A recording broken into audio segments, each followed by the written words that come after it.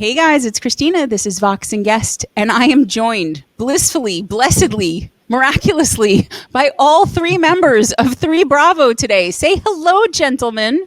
Hello. Hello, gentlemen. I knew it. I was like, somebody's going to do it. Somebody's going to do the dad joke. I just wasn't sure who it was going to be. I am so happy. Like, I would have been happy anyway, but I'm so happy to have Craig and Josh and Dennis all here today because we have been trying this for a while. And as today we have banned Voltron. Everybody's here. We're here. We're all here. And we're going to talk about Three Bravo's music. We're going to talk the hell out of it, frankly. But before we do that, Craig, I think you know, okay, but Josh and Dennis, you may not, right? That we begin every interview with a really serious, deeply important, philosophical, meaningful, I'm not going to say life-altering, but maybe life-altering question. And I want you guys to dig deep on this, okay? Because this is going to start us off. This sets the tone for the whole show. Are you ready? Ready. Absolutely. All right, here we go.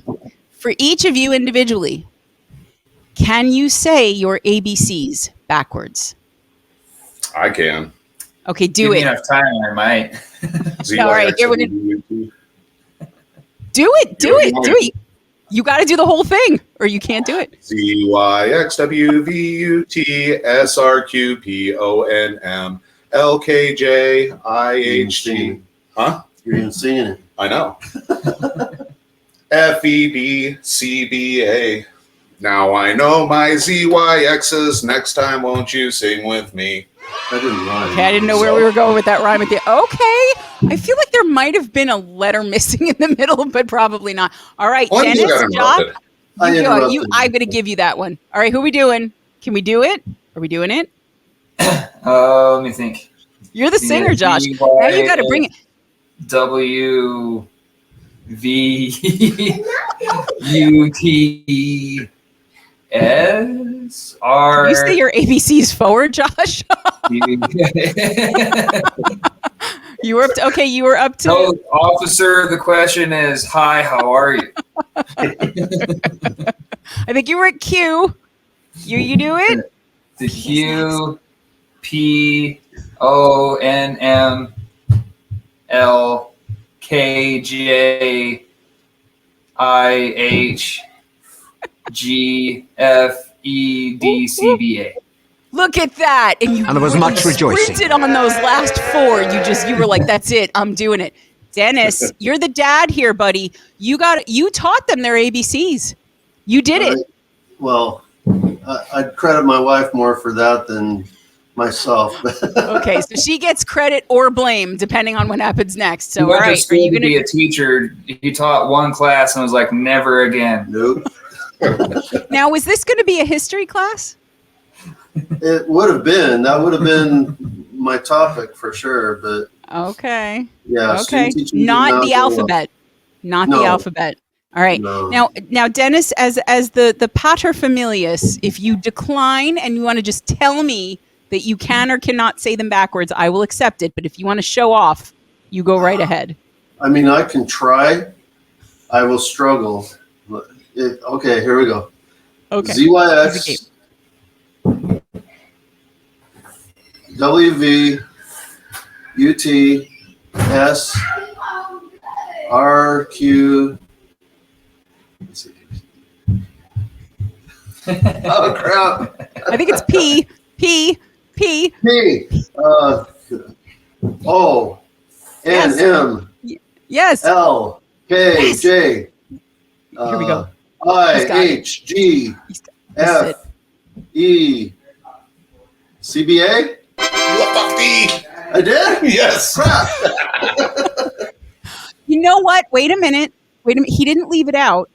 His name is Dennis. It starts with a D. And he was just being self-effacing in not mentioning Yes. it. Yeah. That's it. Yeah. I He am just doesn't get impressed. me. That's all. That's You it, still Dennis. get You and I are we're on the same wavelength, buddy. We got it. No, I Yes. am very okay. So Three Bravo. This is very appropriate, actually. Come to think of it, this question, given how you guys came up with your name, which we'll get to in a second. They can all three, say their ABCs backwards. Have done it. It's on video now. No one ever needs to know anything else. I think I'm not gonna ask for Whatever. credit or any kind of royalties, but the next album, maybe do that and just, name it like after me or something. Just a suggestion. I don't want to, need a songwriting credit or anything like that. So, okay. Now, thankfully you three haven't left, which is good. If you've waited that question out, we're good. So listen, let us tell everybody, first of all, who you guys are, what you do in the band. And then, as I mentioned, why don't you explain where the name came from too? So who wants to start? Go ahead, Craig. I am Craig, and I am the bass guitarist, and I do some backing vocals, and on a couple songs, I actually am the primary vocalist. And you write the lyrics. You write a lot of lyrics, too. I do write a lot of the lyrics. On Upheaval, our first album, I think I wrote about half of the lyrics, and on Divine Wreckage, I think I wrote 2 or 3 of the lyrics. So there you go. You can't forget that. And then we're working on a couple others and got a couple more. We'll get to that. Okay. All right, Josh, you're in the middle now. You're the meat in the sandwich. You get to go next. All right. So yeah, I'm Josh. On record, I do the vocals and the drums. Won't be able to do both at the same time live, so we're looking for a live drummer. Understandable. But, yeah, understandable. I've written the lyrics and the guitars for one of the songs. That one was Black Hole. Mhm. That one I wrote like 10 years ago. And with the help of these two, we were able to bring it to what I wanted it to sound like originally. So that was pretty cool. Other than that, I've pretty much just done the drums in terms of like the creative side of things. And then, I, of course, I put my own spiel on the lyrics, but yeah, they do most of the primary songwriting. I'm just kind of here and hanging out and, and singing and playing the drums on everything. Yeah, you don't get to. You don't. Melody on all of the vocals, pretty much. Vocal melody counts, dude. Yeah.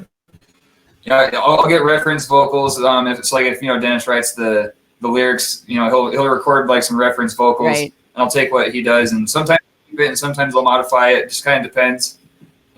Take it line by line and see what happens. Yeah. No, that counts. That vocal melody songwriting counts. It counts. All right, Dennis, do it. Do it. Do it. Yes, ma'am. All right. Dennis Bowden, I'm the guitarist. All right. I lyricize a little bit. Responsible for strange background noises. And the equipment. I bought the recording equipment, so don't forget you also arrange a lot of them too. Oh yeah, I do a lot of arrangement. And for the record, when I do reference vocals, I don't think Josh has ever stuck with anything I ever did. So I've done a few. It's line by line if I decide to change something or not from the reference vocals. But for me too, it's not even just the melody; it's the cadence of how a phrase is done. Yes, absolutely. And his cadences are very different from mine. I don't know what happens, but I'll say I'm a drummer and my timing is better. Well, it is hard to argue with drummers on timing. It definitely is. That is not a winning battle. But no, and I mean, and you guys, again, we've got Dennis's dad and Josh and Craig are brothers. Craig, you're the older one, right? This is correct. Not bad. Yes. Okay. All right. So, and the name 3 Bravo, I love this little bit of trivia. Who wants to share how that one came about? All right. So way back when we like rocket level synchronization. I really appreciated that. Okay, Craig, it's all you. Yep. Way back when we were discussing actually starting to record our originals, we kind of had a title on the chat in our little text chat that was just 3B. Yep. And it got to the point where we were starting to get a little bit more serious in recording, and I was thinking, are we actually going to, like, no joke, promote this, like, become a band and start putting things out? And we didn't have a name yet, and so I needed to have something to start doing, like a Facebook page, website, all that kind of stuff. Oh, yes. Like, what am I going to call this thing? And I asked the guys, for suggestions, and we went through, some of those, rapid fire, like weird name combinations. Yeah, just random weird things. And I suddenly had an epiphany because, militarily speaking, with the phonetic alphabet, B is Bravo. Mm-hmm. And I'm like, what do you guys feel about 3 Bravo? Because, the chat name the whole time has been 3B. And because you are 3 Bowdens, right? Yes, 3 Bowdens, 3 boys, Oh, 3 boys. Okay. Didn't have that piece of it, but there you go. Okay. And then coincidentally, it also happens to be the squad that I served with when I was in Iraq. Our actually unit designation was 3 Bravo. 3 Bravo, right? Yeah. And so it kind of gets to give a little nod to the guys that I served with as well at the same time. So it's a perfect name. I mentioned that, they're just like, that's actually not bad. Yeah. No, it's perfect. And it's great too, because when I type 3B into Spotify, for example, you guys pop right up. Like right up. So there you go. I mean, obviously I follow you, so that helps. But no, you guys are, I've interviewed bands with family members before, like Forebodings is a dad and his 2 sons. And, so we've done that dynamic, but you guys have so much history and all these different elements baked in. So I wanted to get into, before we even talk about the band. Now, Dennis, 3 Bravo was your idea, right? The fact that you guys, the 3 of you, should be playing together. You kind of goosed that one. Yeah, pretty much. So Josh had recorded the Vitalivore stuff, and he had another project even before then, Morte Opus. Right. I had Crystal Rush.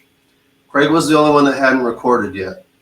And I knew that he had written a song when he was serving in Iraq.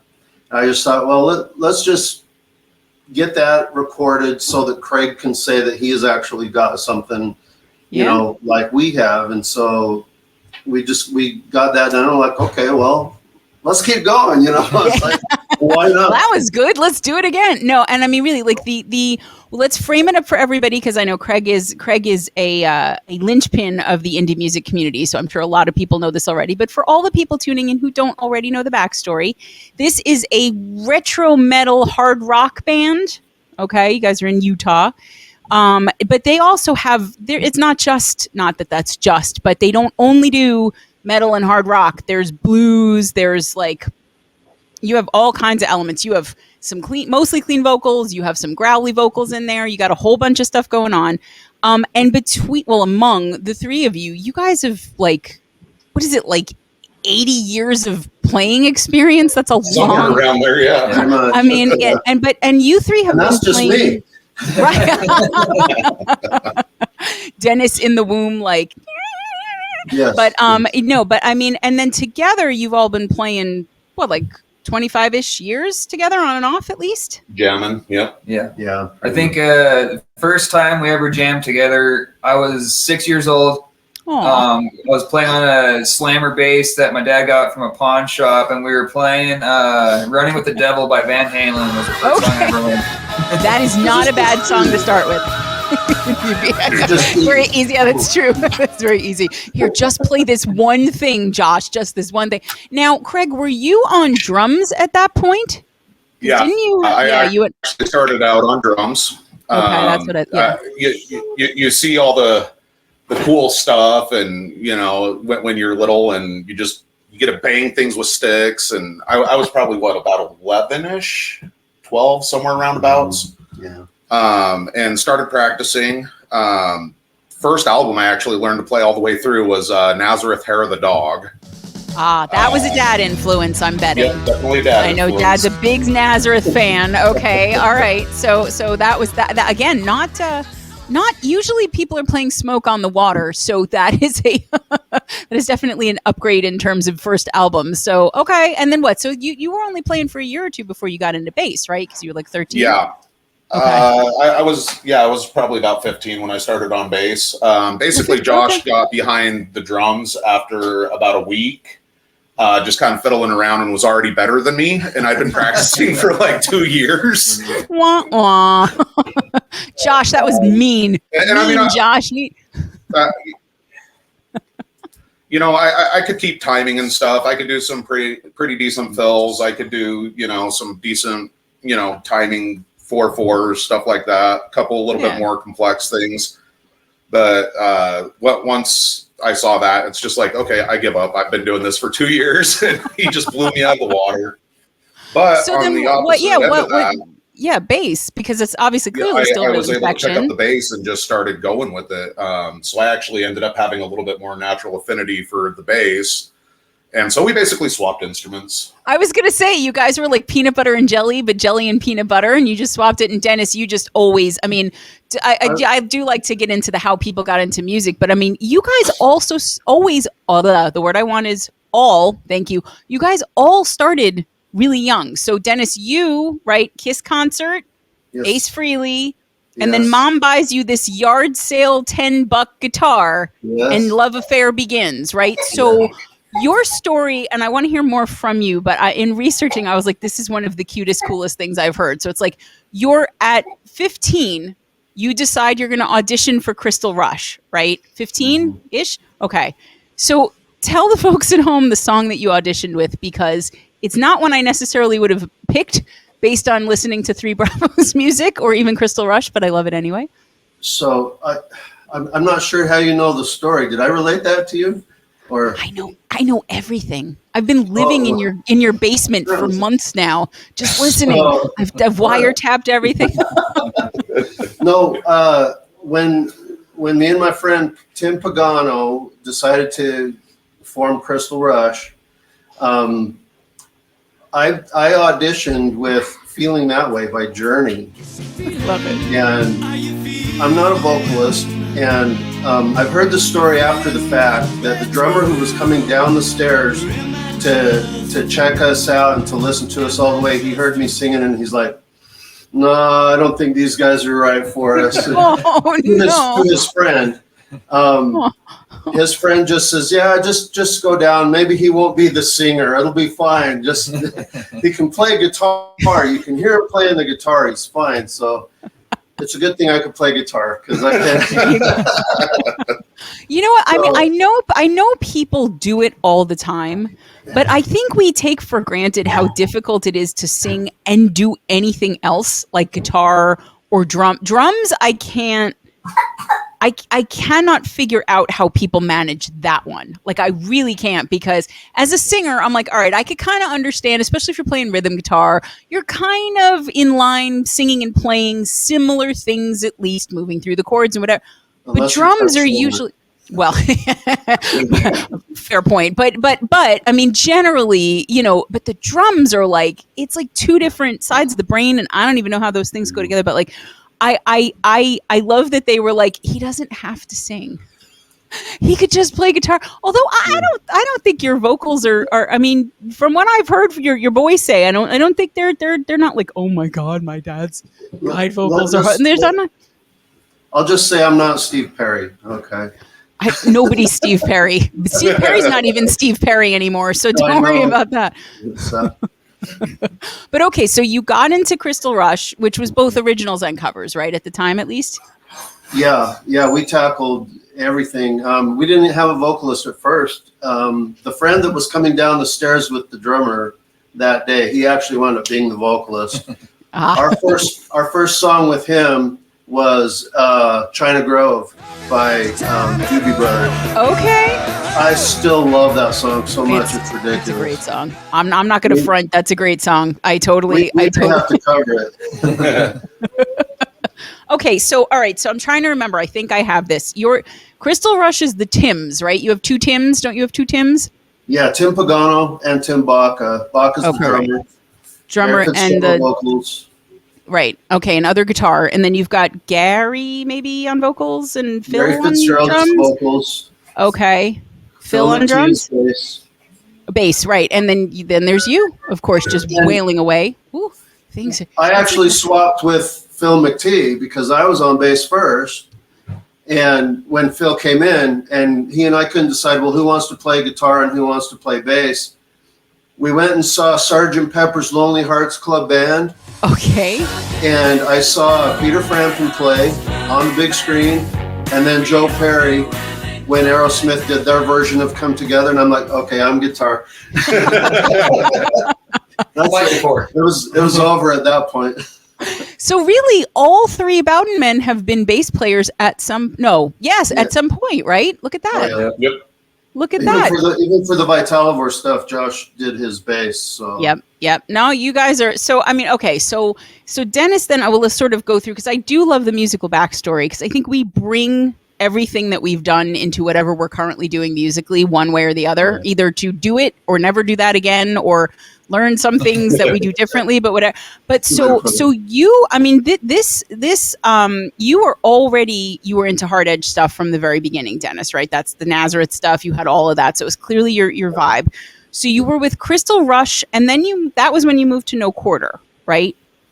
Crystal Rush split up because Gary left for the band that became No Quarter. Okay. And I just kind of followed him at the end of Crystal Rush. I played with some other bands and some friends, but the minute I had a chance to get back with Gary Fitzgerald, because I've always, his voice is, he's kind of like a Jethro Tullish kind of voice. Yeah, very, very distinctive timbre. Yeah. If I felt like if anything was ever going to happen for me musically, it would be with him. With him, as the gotcha. vocalist. Okay. So No Quarter. All right. So yeah, No Quarter. We actually Sorry, we have a little lag. Go ahead. Oh no, you're fine. We actually got a booking agent, and she sent us around to just various along the Wasatch Front bars, Green River, Wyoming, all the way up to Logan, Utah, which is just like 10 miles that way. And we did okay for a while, but I kept telling the guys in No Quarter, like, we got to get out of the bars and we got to get a recording done. Otherwise, nothing's ever going to happen for us. Yeah. And they wouldn't listen. So I just kind of let that band go because mainly my wife and I had Craig and his sister Terry. The most I made for a full week's work in that band was like $100. Yeah. And you can't, it's not sustainable. Yeah. Well, yeah. But if there had been any kind of indication that the band was taking it seriously, and we were ever going to wind up in the studio, I'd have tried to stick it out a little bit longer. But they're like, no, we don't want to work. We just want to play. I'm like, okay. The difference in ambition has killed so many bands. So I've been in some of them where you're like, yeah, I think we could really make something here. And they're like, I don't want it. Too much work. And then there's nowhere to go from there except you got to go somewhere else. So, and then you left and you went back to Crystal Rush, right? Well, Not that was about 10 years ago, so there must have been stuff in the middle. I guess there were a couple of other little bands that I tried to be in just with friends, because when No Quarter broke up, I was co-signed on the PA system, so that was, and the drummer just says, it's all yours, man, I ain't paying for it. So I've got this PA system. I'm like, okay, I've got to get a band together so I can help. And so then that band starts playing out, but at least I was working again, a real job. And the money that band was bringing in paid for the PA system. Okay. And then they kind of kicked me out. I'm like, what the heck, guys? I've got the PA system. How do you get rid of the guy with the PA system? You're supposed to be, no matter how bad you are, and you're not bad at all, you're fantastic. But even if you're bad, if you own the PA, you're like, they're kind of like, just turn his monitor down, just make it work. They kicked you out? Yeah, I think the thing was I was still metal, and that band had moved on to playing stuff like REM and that's a pretty big. That's a pretty Love and Rockets, and just bands that were that vibe coming. And I love all that stuff now more than I did even then. But Midnight Oil wasn't my jam. It was I wanted to play heavier stuff, and they wouldn't, and so they let me go. I sold the PA system to a pagan rock band, and then I didn't do anything till these guys started playing with me.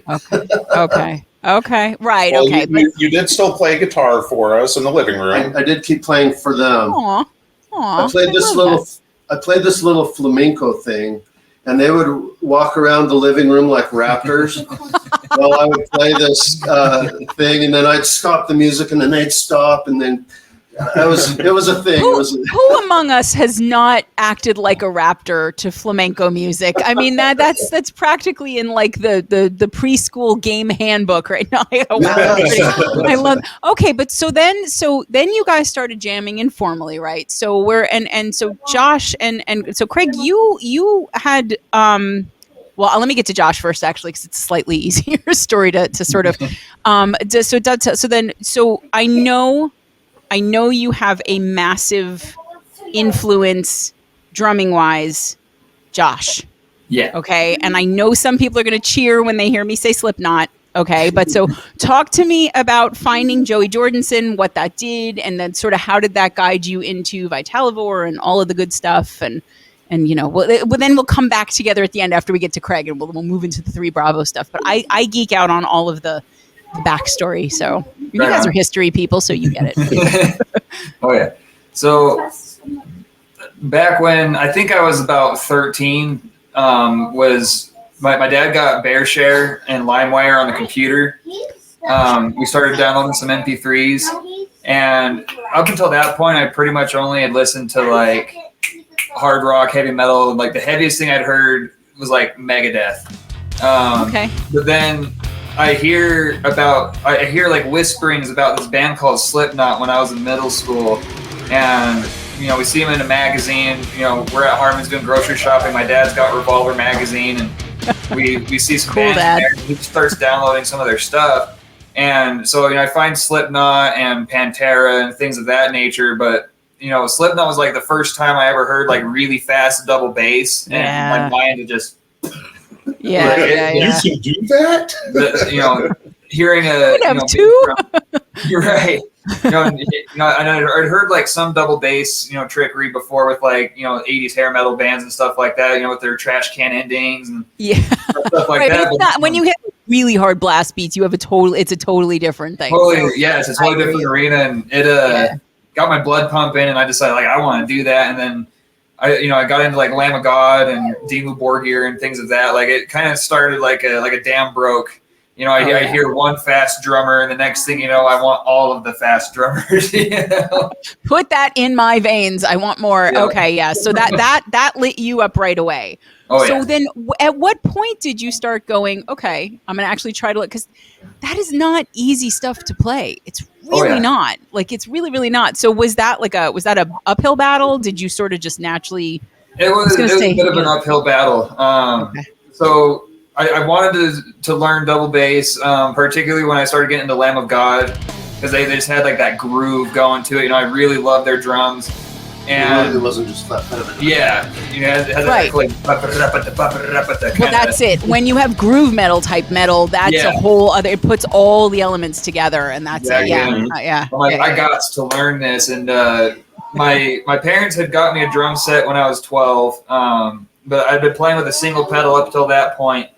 And my dad got permission from my mom. You know, they talked with each other like, yeah, Josh is serious about it. We think it's safe to spend a little money on this. Like, he's not just going to play with it for a couple days. That is a fair conversation to have. There are many, many kids in many, many basements that hold clothes like exercise bikes, where the kid was like, I want to be a drummer. And then 15 minutes later, like, I want to be an astronaut. And it's like, I'm going to buy a rocket ship. You know, So Dennis, I empathize. Consistent nagging for me. I think that's what did it. I was consistent. Plus, there's also consistent practice. Yeah, but nagging and practice both. Yep. First pair of double pedals I got, we got off of eBay. They were like $80, and they were garbage. They were horrible. You made short work of those pedals. Yeah, like they ended up literally breaking under my feet while I was playing. Oh my god! And so, you know, and I was struggling to get like any speed out of these pedals and stuff like that. We ended up getting another pair of pedals from a Guitar Center, and these ones, they were still like on the low end of price, but they're decent quality and actually held together. Yeah, and step one. Pearl P122s is what they were, and once I got those pedals, they were responsive enough. They held together really well. I had those for a few years. I was able to actually get my speed up a little bit, get some consistency. That's it. You have to build up. That's exactly right. Oh yeah, it was when I got those pedals. My dad ended up writing the riff that later became the song "No Quarter." Okay. And Okay, that was that's a very the cool first riff. song that I wrote with double pedals. Okay, and so from that point on, you just kind of. So then, what you Yeah. have always been in like heavy metal, death metal bands, right? So I know you had Behold the Requiem, and Craig was in that too, if I recall You correctly. correct. Okay, and then Dead Sound, I think maybe there might So have been Dead stuff. Sound came a while later. I was in Okay. Behold the Requiem for a while, and then I was in a band called Flux for a while. And then after that, I had a band where I was actually playing guitar in a band for a little while. It was an instrumental group called Opacity. And after Opacity came Dead Sound. So I was a little bit of a band slut there for a while. You kind of have to be, especially when you're building your chops, right? Like you, because I mean, the sound that you were clearly going for is not something everybody does. And then among the people who do it, not everybody does it well or the way that you want to Right. do it. So you really do have to kind of refine. But then you decided just around the time, I guess, that you guys had really started, because 3 Bravo was like summer 22-ish, right? Like Yeah, I think July so. 22. So, but then your Vitalivore EP came out like right around at least the same year, right? So when did you decide to do the solo? I mean, do we have the shirt? We have the shirt. Yeah. But so, and I mean that's a little, because I know Dennis plays on some of the stuff and whatever. So like, when did you just? Because I have to say, and I should get this out of the way. I think people know by now what a fan of 3 Bravo I am. But when I go back and I listen to old band projects or like old band projects or, you know, other band projects from members of a band or whatever, like sometimes I'm like, okay, I could see the seeds of things, whatever, but like I'm glad that they got to the band that I know them as now, because it's clearly everything that I heard, Crystal Rush, Vitalivore, is excellent, like excellent. But Josh, you surprised because I know there are children around, I'm going to be a little guys in the audience watching. I'm not going to curse as much as I usually do because there are children afoot, but you surprised the crap out of me, because I was used to hearing you sing in 3 Bravo. Right. Clean, beautiful, just these powerhouse vocals. I love your voice. And then I put on Vitalivore and I'm like, okay. And he can also do this. Like, so when did you figure out, first of all, what a great singer you are? And did you start with, I got to think, if you were in heavy and death metal bands, you probably started more with like the growling, screaming stuff, right? So, I mean, I know people watching who are fans of metal get it. People who don't know metal, and I was one of them up until about, I mean, I knew like the hair metal stuff, but that's a very different thing, you know, Cinderella versus, you know, but like, Love Cinderella. right, I still do too, but that kind of vocalizing is no joke. It's hard. First of all, to make it sound good and not like you're just some sort of like, you know, Times Square cookie monster is really difficult, but also not to just blow your voice out. Like, I've blown my voice out singing clean, so I know it. Right. So when did you, like, was that something that you could just do from the beginning? Did you have to train in that? Okay, nobody I know has ever said yes to that question, but I had to ask because it might have been you. So when did you figure that out? Oh my gosh. So I was about 15 when I started listening to Lamb of God, and that's when I wanted to start learning how to do harsh vocals. And this was before I started clean singing, because when I was younger, I wasn't very confident in general. And then so like with clean singing and stuff, I was like, you have to be special to do that. Like that, you have to like be some kind of special. Like you are. You just didn't know it yet, but you are. But yeah, I know what you mean. I know what you, it's also more vulnerable, I think, to sing clean. Yeah, I got you. Yeah, if I'm meant to sound horrifying, you know, it's not so vulnerable. I hear you. And so I started practicing that. With the Vitalivore specifically, it was kind of funny. I was basically on hiatus from music in general for a while, just trying to focus on getting my life together in general. Sure. I was working at in Utah. We just recently got medical cannabis, and I was working as a trimmer at a place called True North. And my coworkers, I was talking to them about just, you know, bands I'd been in the past, and you know how much I miss playing shows and stuff like that. Because one of my fellow teammates was who used to be a deathcore vocalist, and I'd actually shared the stage with him a bunch of times when I was in Flux. And I was like, that's how I knew you, you know, and he currently has a rap project going on. And so him and our friend Skylar at work, they started like bugging me about it. Like, hey man, you should start, writing some tunes. Like we want to hear what you got, and Good. I'm glad they did. I'll slap something together. And I wrote the song Mountain of Bones shortly thereafter. Brought them that recording. I was like, here's what I sound like. Yeah. And they must have like shat themselves because it was really good. No, I mean, seriously, like, and again, I don't ever pretend to be somebody who was just, driving along in my mom minivan, to the play group or whatever, just blasting Lamb of God or whatever. But like, since I got into this community, 15 months ago or whatever it is now, like so many of the musicians that I connected with initially were metal. And I mean, all kinds of metal, do metal, groove metal, death metal, black metal, whatever. And it really, at first I was kind of like, okay, I don't know if I can do it. Like, I don't know. Cause I'm such a melody girl again, as a singer, like I'm in a cover band, and I really, once I kind of gave over to it and I was like, just don't expect anything, just go in and listen to it and don't be judgy and don't be whatever. I really started to get the nuance and the work and the skill and that goes into good versions of it. Now that's true of any genre, right? Good versions of any genre take work, and then the crappy versions, not so much. But like, I put on Vitalivore and I was like, damn, I'm in it with this. And then like, I love the stuff that Dad plays on with you. And I mean, like, I just, but the vocals just stunned me because you really don't do much of that at all in 3 Bravo. I think you have like a couple of screams here and there, some gutturals, but like, man, to be able to do both so well, like that really impressed me, because I had already loved your voice, but I was like, damn, boy's got growls too. Like he can really do it. So, but I mean, like so you have this project, because I know I want to play the song, guys. I did not forget. The audience is always like, song, and I usually try to play it in the first half hour, but I want to build this particularly because you guys bring so much musically to 3 Bravo that I think it's cooler to start there so that everybody knows the history behind it. And again, I have 3 history buffs on the couch, so I got to do the history. But so, I mean, you then like decide that you're doing this solo project, and you bring Dad in. Now, Dad, were you like, yes, this is like the this is like the stuff that I've been wanting? Okay, so how was that like? I mean, just the 2 of you working together for a while, and not on everything, but on a lot of things. I mean, what you said is true. As soon as we started working on this project, I knew that it was more along the lines of what I had wanted to do all along. Okay.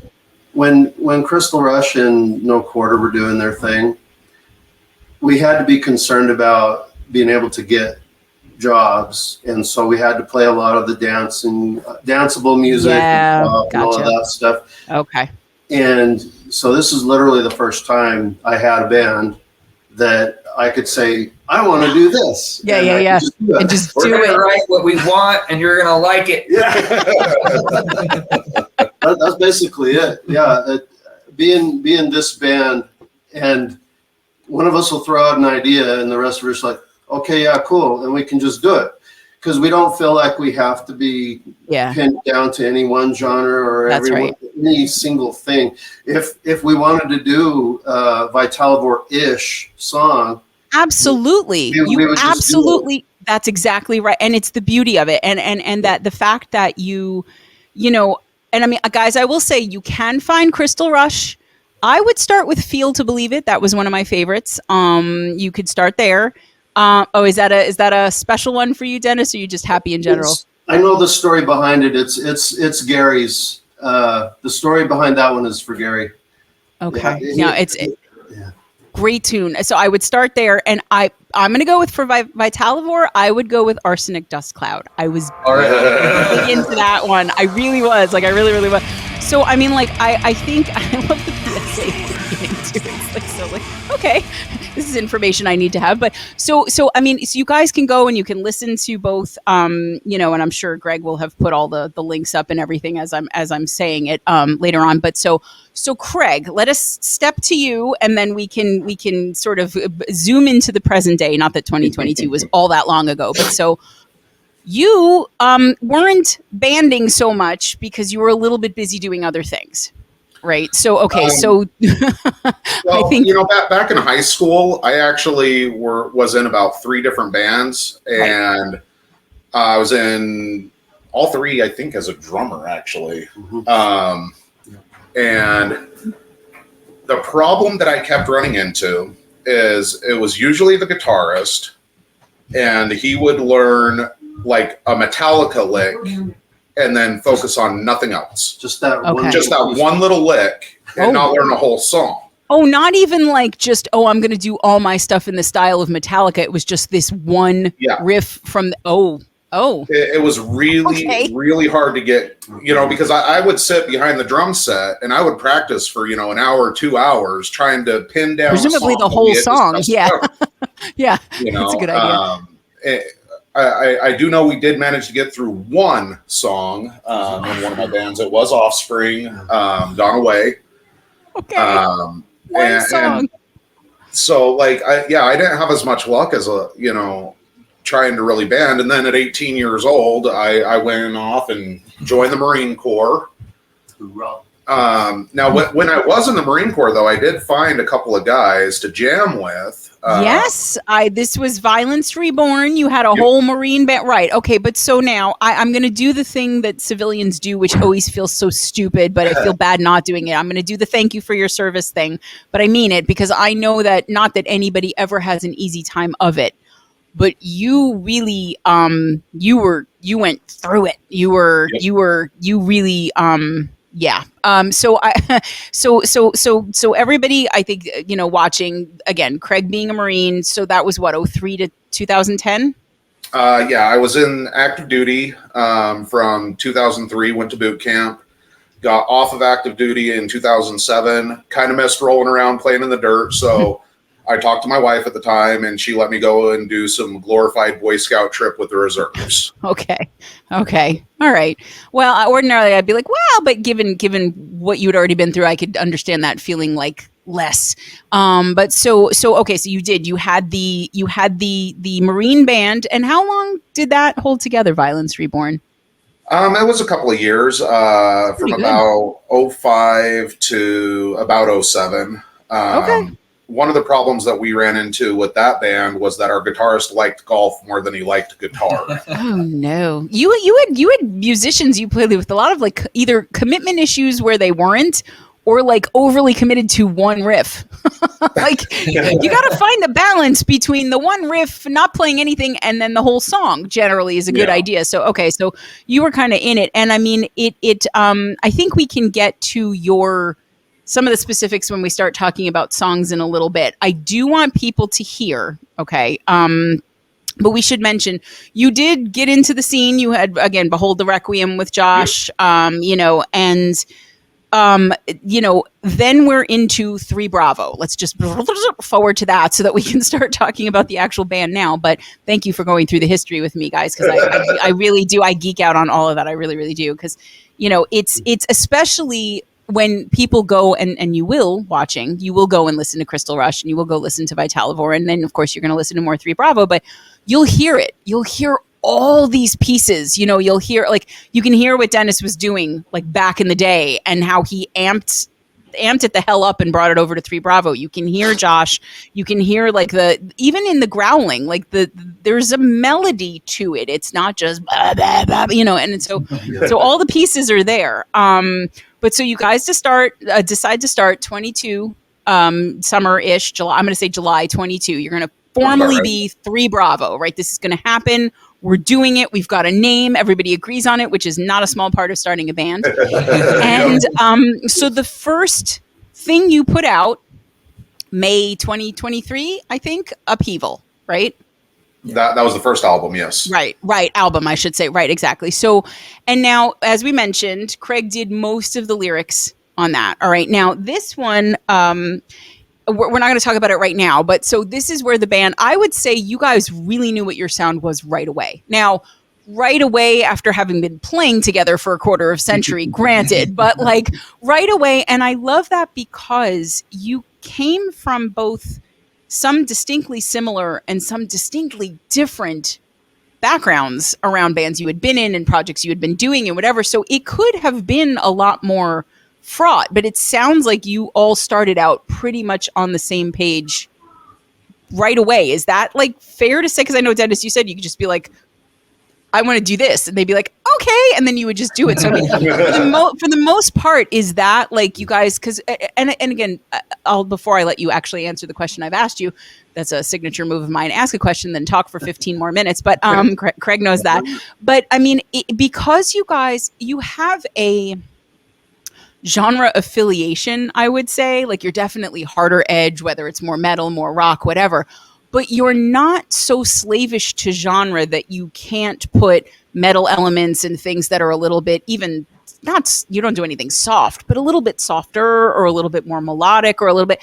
And so it seems to me that you have all this freedom of creativity in the band that you've created, because you can just say, you know what, in here, in addition to this really lovely guitar riff, I think we should also have Josh just growling for a little while and be like, okay, cool. And it works. Yeah.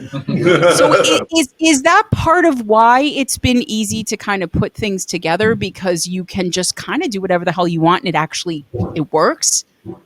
Yeah. I think so too. We don't, where we're at right now in our lives, it's like, we're unknown, and we don't have necessarily an expectation that this is going to turn into, oh wow, we're going to be all big rock stars and we're going to be able to do this for a living. Sure. And all of that. And so because of that type of mindset, we have the ability to just do whatever we want. Yeah. We have the freedom that you just said is,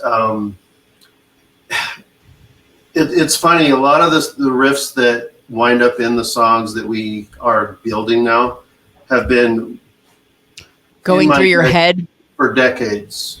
You know, I 2000 don't. Suns, that was back in 1980s. But I don't know why I feel like I knew that. And I'm not trying to sound like I'm smarter than I am. People know how smart I am, and I'm not by now. But I that does not surprise me at all to hear it, because it felt like stuff that when I'm hearing it in the 3 Bravo music, it's like you were living in it forever. Does that make sense? Like it's like all of it though. Like, I mean, it really, it sounds like this is everything else was kind of inching toward what you wanted to be doing, but this is the thing that you wanted to be doing. So I totally get that. And I hear that. And it's because sometimes I have experience with listening to songs where, and I've mentioned this before, it's like recognizing something I've never heard before. And what I mean by that is, like, it's not that it sounds derivative, it's not that it sounds like anything else, but it sounds like a song that I've listened to before, but not because it's like another song. It's just because the song has songed so successfully that, like, your ear goes, yes, this is what was supposed to have existed. And my brain already thought that it did because I love it so much. And I don't know if that makes any sense to any of the 3 of you, but like 100%. It's like when okay, you meet somebody, you talk to somebody for like 5 minutes and you barely remember their name, but like you feel like you've known them for years. That's a beautiful way to, yes, that's a really good analogy. Exactly. And I mean, like, and when I'm listening to 3 Bravo, and actually to some of Vitalivore too, which is strange because it's a totally not a genre that I've spent a lot of time with my toes in, but like, I get that, you know, and it's like, it's when something just hits that pocket where everything is clicked, you know, and you're like, oh, you know, you just sit there and you enjoy it. So, I mean, I feel like that's a good place for me to stop talking for a minute and let people hear some of what we've been talking about. And then we can get much more into it after as we go. So why don't you guys tell a little bit, we had a little bit of a discussion, audience, always hilarious chat, about what song was going to happen, because basically I kept sort of trying to pick it for them and they were very sweet about that. And we've landed on one of my favorites. So why don't you guys explain a little bit, let's not get into all the acting bits and whatever, but it's a little bit about 1692, and then we'll play it and we'll come back and we'll talk about it more. So just a taste, a teaser, if you will. Oh, I love this. Yeah. I love this like synchronized pointing that you guys do. It's really good. So 1692, it's a story that pretty much every American is familiar with. But my wife is kind of a witchy woo-woo kind of lady. And so she decided we were going to go to Salem and on one of our mini vacations. And while we were there, I just got such an overwhelm of what really happened. You know, I knew the raw facts of the history of what had happened there. But when you're there and you're seeing these headstones there from the 1600s, and there's just a whole vibe about that whole place. And we were there on Halloween, so that didn't hurt. Yeah, I was going to say that probably just amplified it a lot. So, okay. Yeah. Okay. And the strangest thing happened, this almost never happens to me, but the lyrics to that song just literally downloaded into my head. I'm walking around with my phone, mouthing the words as I'm seeing all of these places. And I'm actually there, and we're going through the exhibits, and we're going through the plays, and just we took it all in. And so that song came together in Salem. I love that. That I didn't know. That's awesome. That's awesome. Yeah. And that I believe too, because the lyrics are raw. Like, that is somebody who is in it. Like, what did we do? How did this happen? What? Because you learn about it in school, but you know, it's kind of glossing over the fact that we weren't burning witches. We were burning women. There's a very big difference, you know? And so I'm going to stop there, because we're going to be talking about it a lot more. And I know that people are clamoring at this point. Cue the clamoring for the song. So we are going to play, and you are going to enjoy. Trust me. We're going to play now, are we playing the extended original version, or are we playing the edited? I would say it's up to what you think your audience would prefer. The court scene that's in the extended version is a full minute. So, you know what? Let's do it. Let's play the whole thing, because there are also some voices I want to get out into the world on that. So let's do that. Let us play the full version. Theatrics, acting, meaning, movement, witches, family members of 1692 by 3 Bravo. In light of this new evidence, we find the accused guilty. You have been found guilty of witchcraft. Put this witch with the others. They hang tomorrow. Please, God, save me.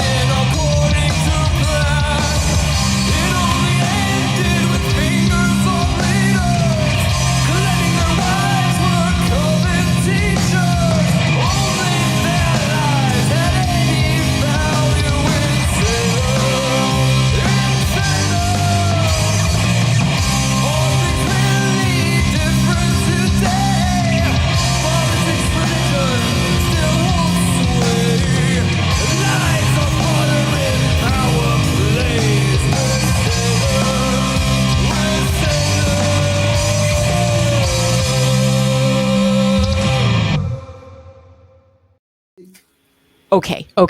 So now I get to geek out, right? So I love everything about this song. I love what it's about. I love the fact that you guys managed to write something about the Salem witch trials that's so cool.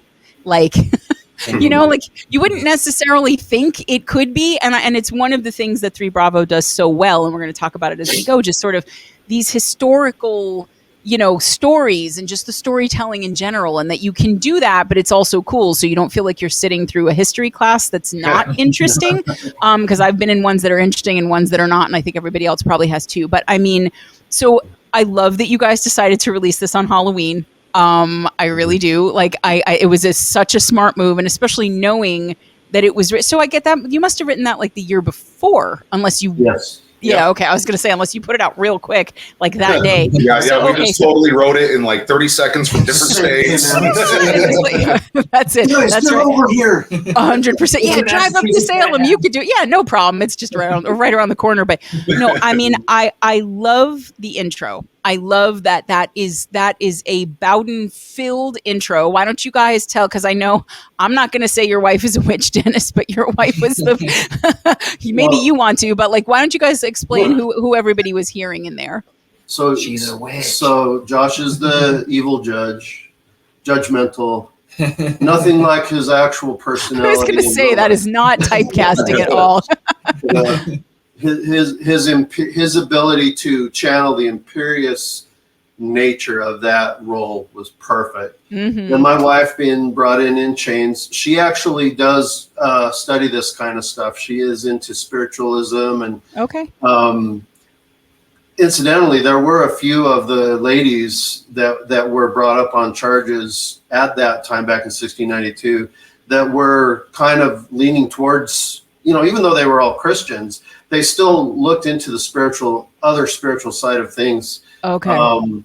And so my wife fully identified with that. And when she did that role, she actually will tell me now, and has told me several times, she doesn't know where that even came from. She felt like that spirit was channeled into her. Took her over. Okay. I got you. Honestly. And she put herself in that place.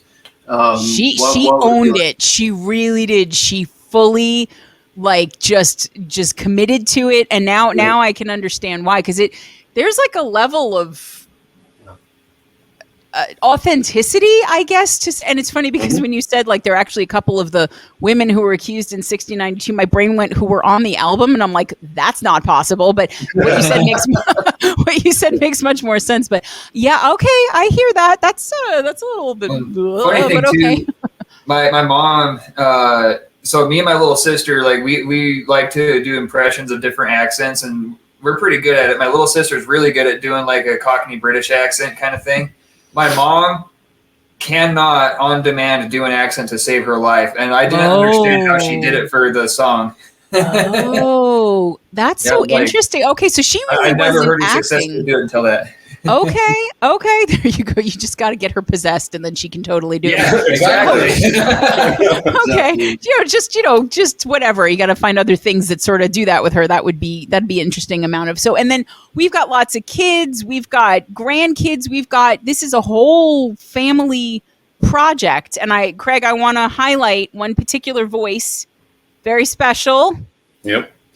One of the jurors in the acting as we're discussing the verdict is actually my son Connor, and as far as I'm aware, it is the last vocal recording of his before he passed away. And so when you actually hear, my God, she really is a witch, that is my son that is actually getting to say that. And we intentionally actually boosted him up a little bit in the mix, so that we could have that really nice, clear Connor voice right there. Yeah. And I it's a big part of, and what we can or cannot get into all of that later on more, but it's why I wanted to make sure we played that, because as much as we can hear Connor's voice, I think that's the best thing that we can do. So guys, when you stream 1692, which I know you will be doing, do me a favor, do the like the original long form version, at least 2, if not in addition to the shorter one, because we're going to honor Connor as much as we can in as many ways as we can, and that would be, I would consider that a personal favorite at this point. So we'll pivot back around. So you have and it sounded like you guys had the best time doing that. Like it just sounded, because it came out really well. Like, you know, I mean, and so was that, how long did it take you? Was that like a day that you all just sort of sat around, and how did you do it? Did you bring everybody in? Were people one at a time, or? It was in separate sessions. I visited different homes. I have all of my recording equipment that will fit in a tote.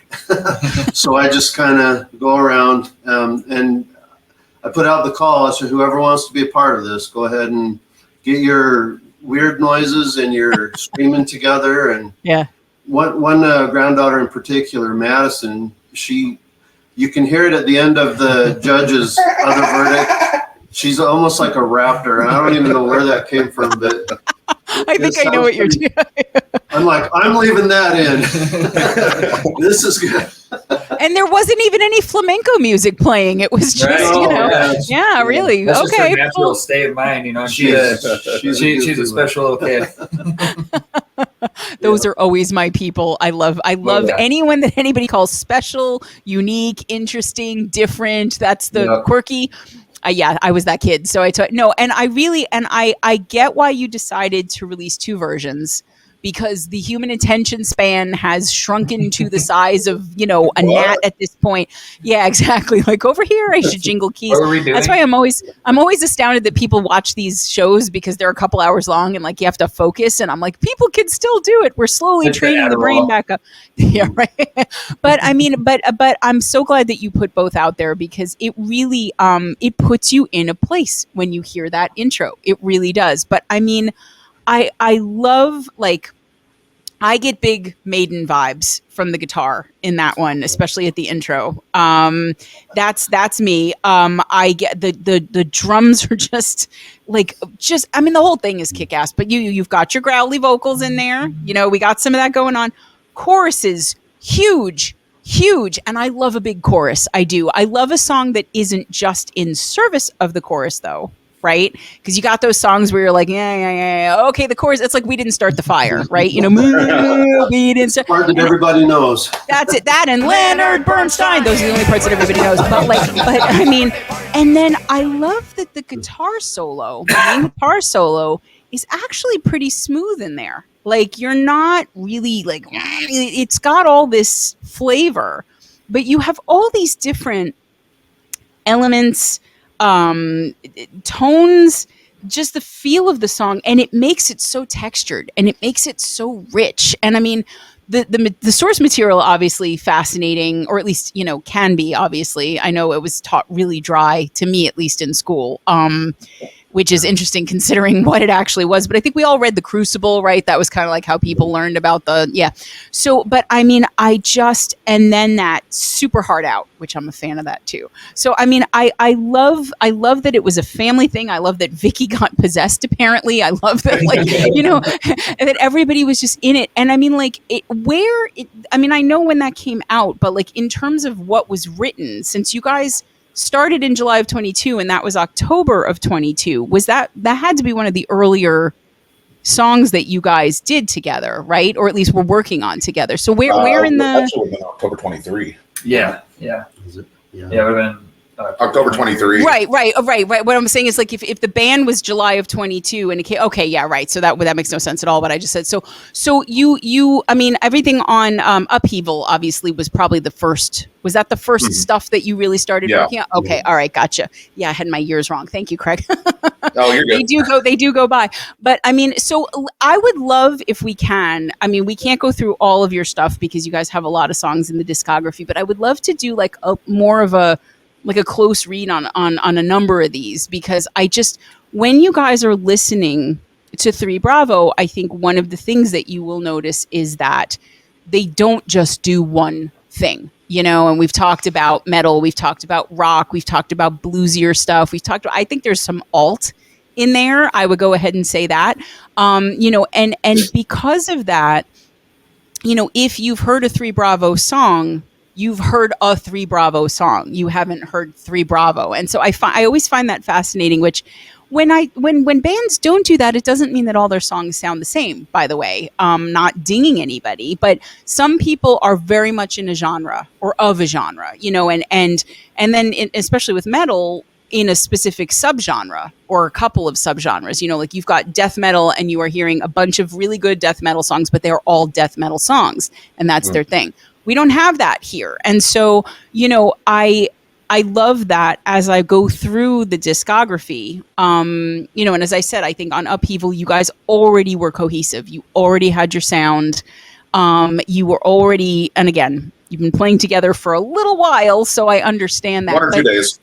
1 or 2, yeah, just as long as it took to record 1692, right? But no, but I mean, it really, I love when family bands are together because I think that it's like when you hear siblings sing and you cannot get that blend ever if you are not biologically related to each other. Like Hanson, I know, not a band that is necessarily spoken in with 3 Bravo in the same sentence ordinarily, but like whatever you want to say about Hanson, those voices together, it was like, wow, you know, or the Bee Gees, right? I mean, I'm sure there are cooler examples, but those are the 2 that immediately leapt to mind. But family bands, even if it's not singing, there's just this shorthand and this language and this connection that you guys have, and I love that it's all over the music and it's baked into everything.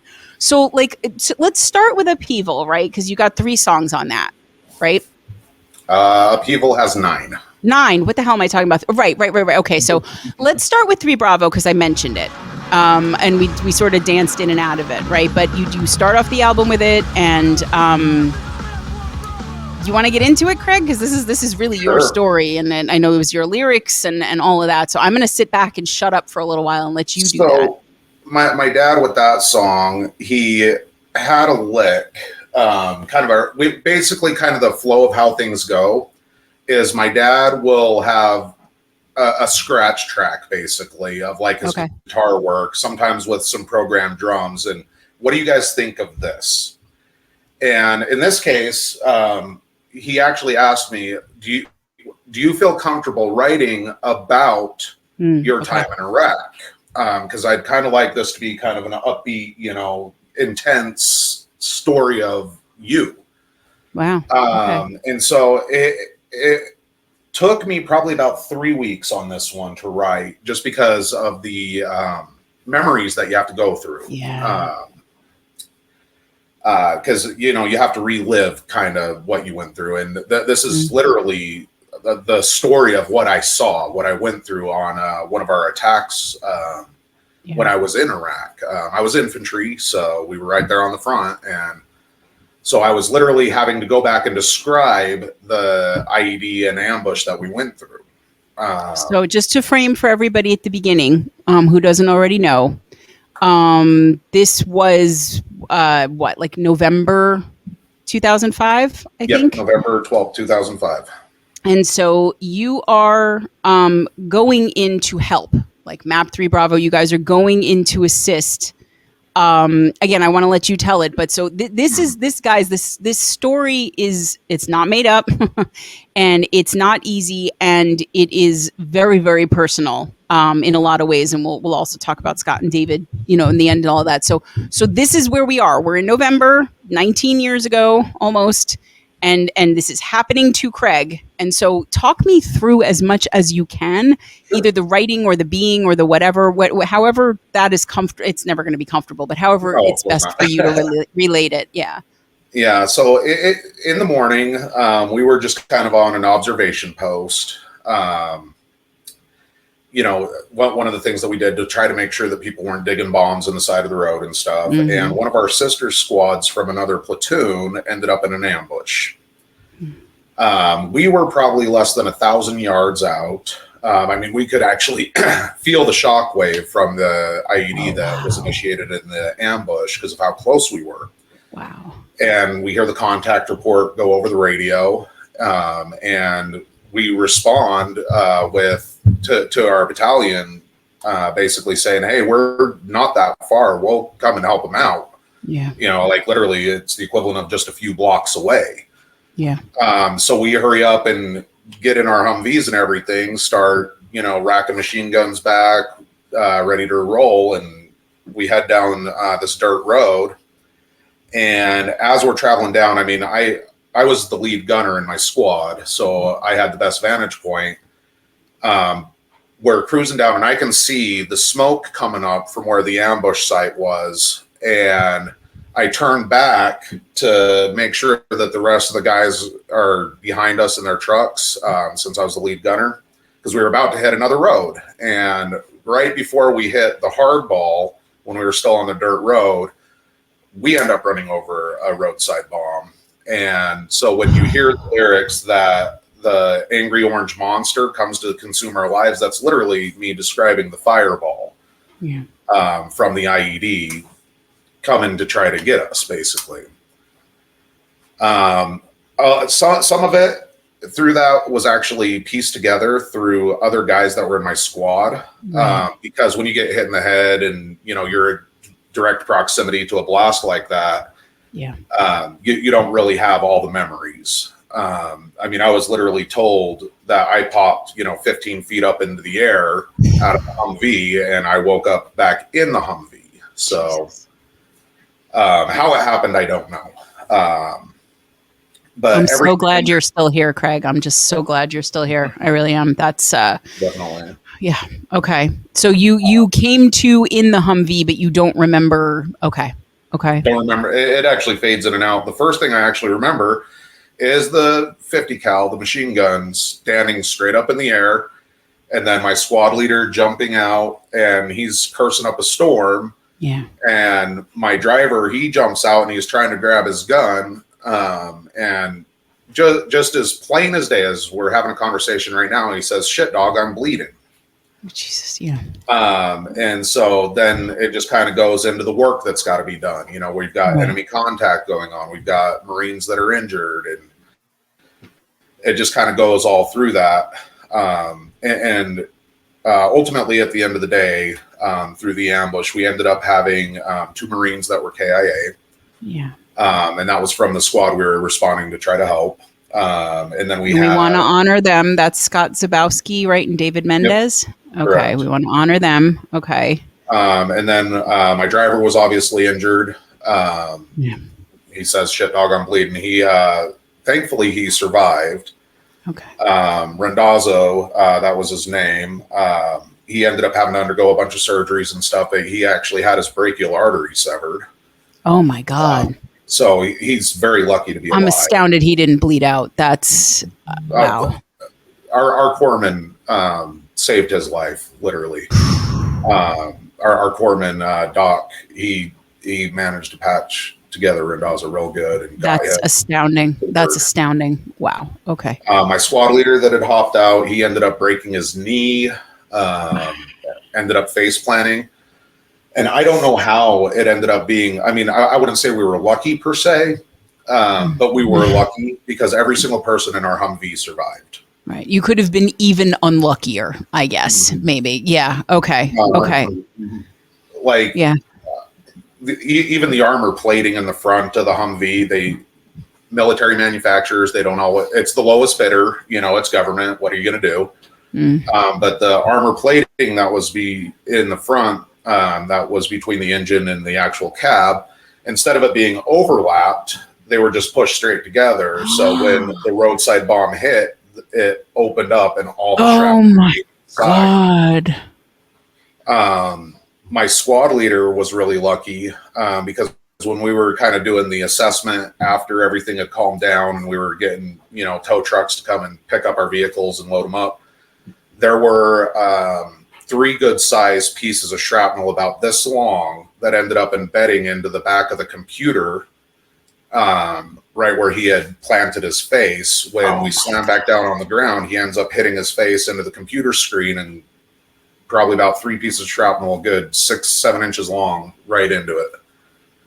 And with me, I actually broke the rules by standing up to check on the other squad or the other trucks behind us. Gunners were supposed to stay sitting during movement because of IEDs. Okay.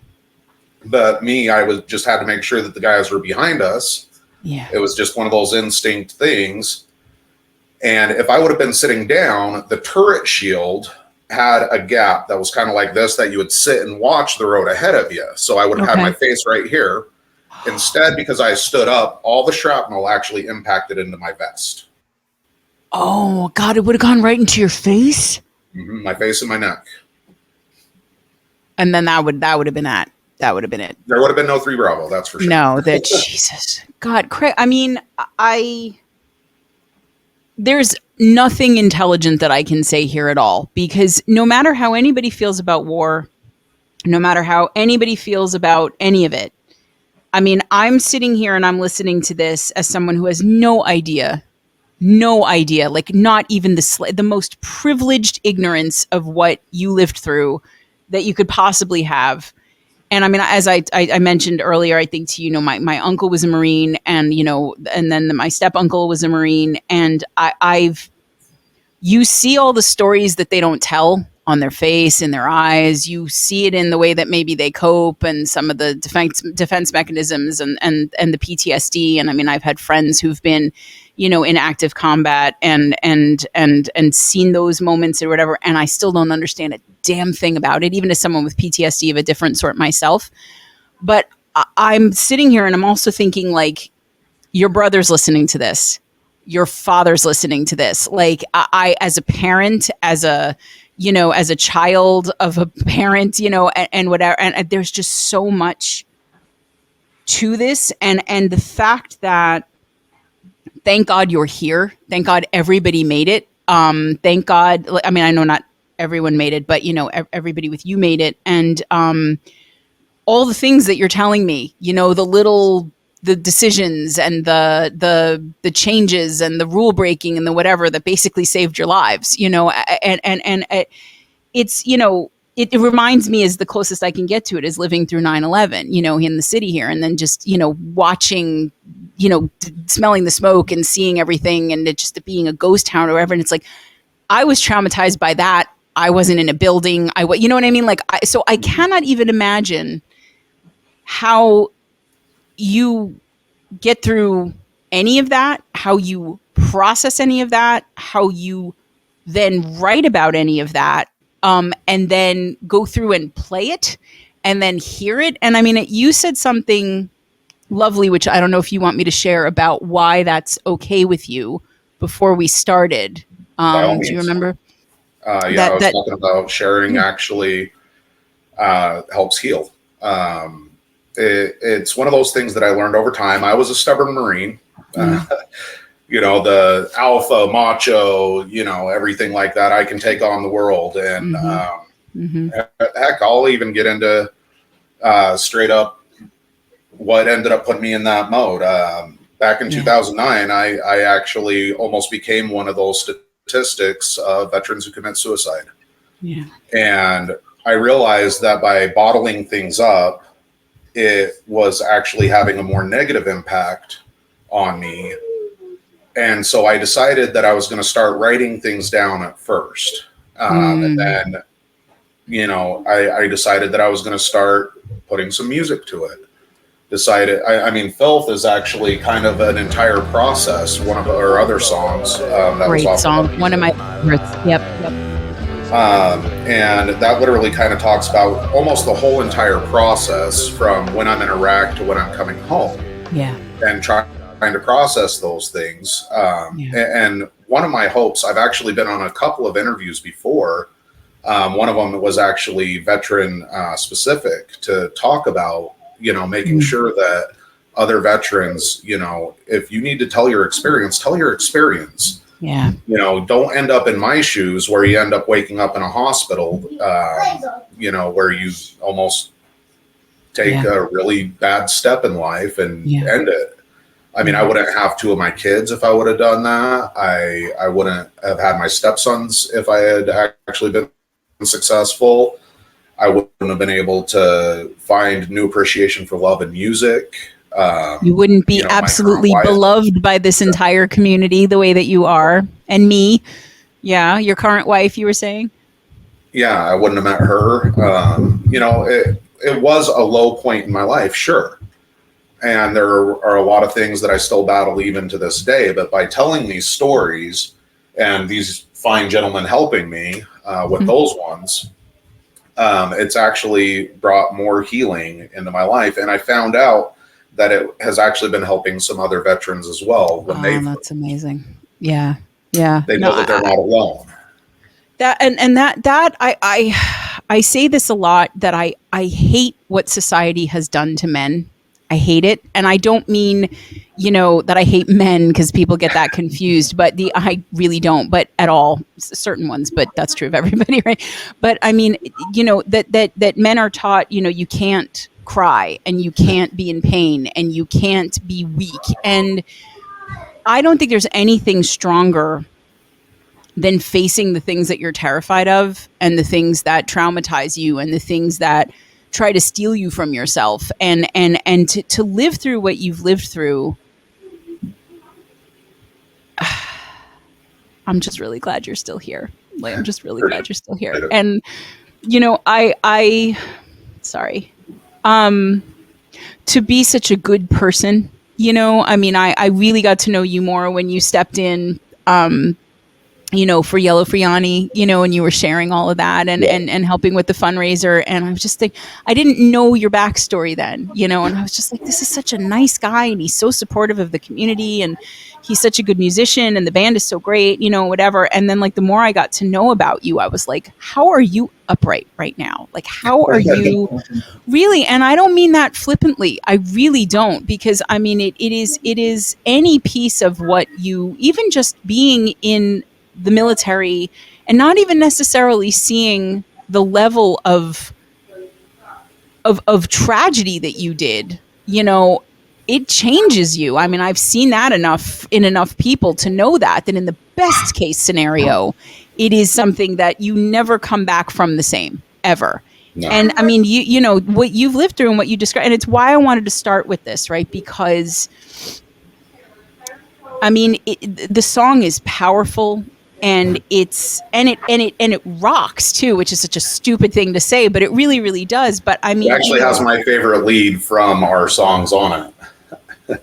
Oh, well, there you go. No, and I'm so Dennis, I want to come to you a little bit, because I mean, it's, we start off very much setting the tone, right? You've got, what I assume are machine gun sounds, you've got the dialogue in there. And it's very heavy. I agree that it's up tempo, and it's funny when people talk about upbeat stuff, they think like, well, like whatever. It's not that, but it's an up tempo song, right? Yeah. But I mean, and the vocals are huge and so intense. And so, I mean, your blast beat stuff, you got the growl vox, there's all these pieces to it. You knew you wanted Craig, or you were offering for Craig to get some of this out. How did you come to that? Like, was it, you had this idea that that's something he needed? Was it something in the music that told you that was the story that it needed to tell? Like, what was, as a dad, as a musician, kind of what the hell? Because, oh my God, Right. Yeah. I kind of do see some of the songs that way, that they are a platform for us to be able to express how we feel about a lot of issues, like Black Hole, for example. Not to move away from 3 Bravo. No, that's good. 3 Bravo did give Craig a platform to talk about a lot of the things that he's needed to talk about. Mm-hmm. Black Hole, if you look deeper into that song, is about depression. It's about looking for light in the darkest of places. Well, Josh could tell you better than I could. He wrote that whole song, but that's how I do exactly what you just said. The songs become a platform for expressing our feelings, and that's what 1692 was for me. How I felt about that, right? What was to me while I was there, and I didn't even live through that. Right. So that's what makes Black Hole powerful for Josh. That's what makes 3 Bravo powerful for Craig. They lived through these, phases of their life and experienced all of these things. Yeah. I can't say that I, in advance, knew that that's what I was doing, providing that platform. Okay. But now that I know that it has turned out that way, I'm just I'm grateful that we have been able to do what we've done. Yeah. And keep it coming, guys. 'cause that's- No, and I mean, it's beautiful too that it's not. It would be enough if it were just helping you guys. It would be enough if it were just great music. The fact that it's great music that's helping you guys and is helping other people, to me, is the cherry on top, right? Because that's the thing. It's that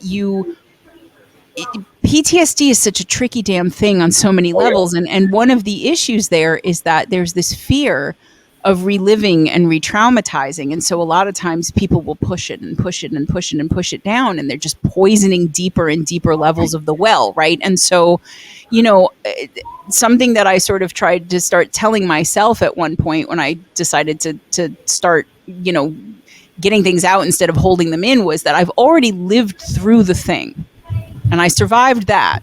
So if I can do that, I can live through talking about the thing or thinking about the thing or, in some way expressing or off-gassing the thing, but it's terrifying because in that moment, I'm hearing you, Craig, say like, it's about the things you need to do.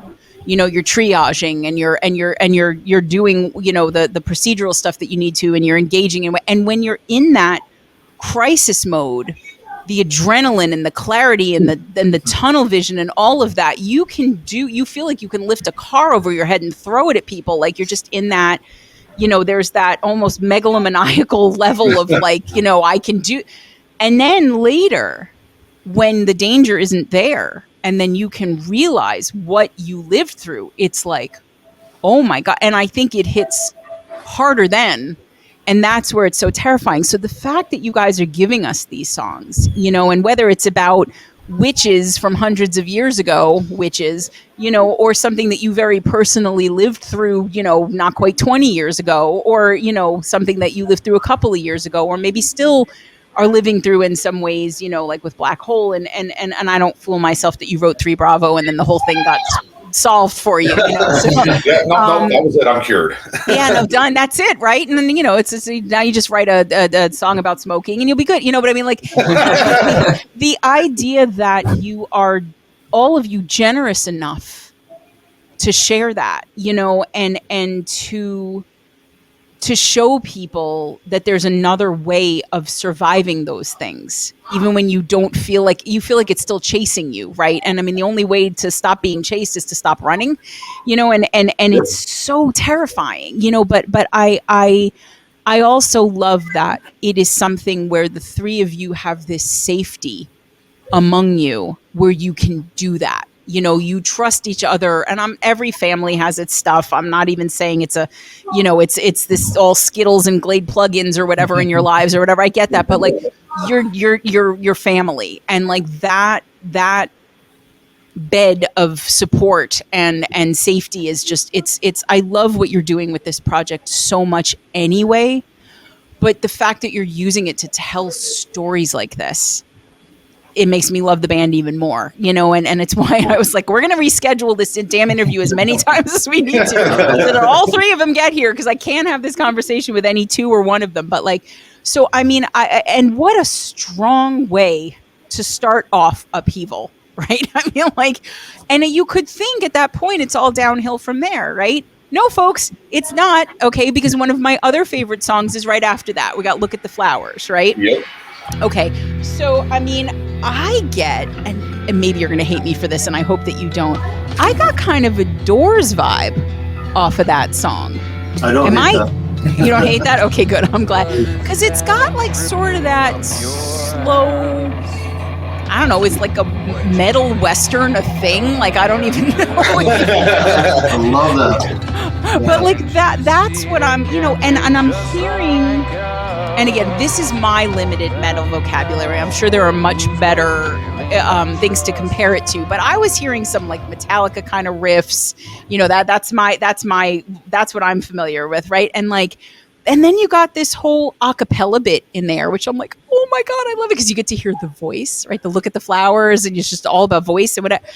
And this is telling a story that has literally nothing to do with you, right? Wasn't this the Walking Dead song? Yep. Yeah. Yes, it was. Okay, so to lighten the mood a little bit here for folks, and it's funny that we're lightening the mood by talking about like a zombie apocalypse. But I mean, so I saw the show a couple of times the first year, and I gather it's like still on or whatever, like 400 years later. I don't even know, but like there's a very specific scene that you watched, I guess, about this woman who's in this basically no-win scenario, right? Of like, so talk to me, like, what the hell? Like, why the walk? I mean, it's great, but it's not what I would have necessarily been like, okay, this is probably about someone. I mean, I understand no-win scenarios are not unfamiliar to you, obviously, in life, but like, how did this one come about? I was so fascinated by that. Yeah, this one, it's another time where things just downloaded into my head right as I experienced it. Okay. So this particular episode of Walking Dead, the traveling group has picked up these two little girls because they spoiler alert, guys. Spoiler alert. If you haven't watched the show yet. Yeah. Okay. So they picked up two little girls. If you haven't seen it by now, that's your fault. It's like people who are mad when you spoil The Sixth Sense. It's like, dude, the Titanic sank. Yeah. No, spoiler. All right. So it's a traveling. I mean, I think everybody knows, but it's like survivors of a zombie apocalypse. It's a traveling group, and they've picked up now two little girls. Yeah, who've lost their parents. Unfortunately, one of the little girls has been a little more traumatized. She's the older one.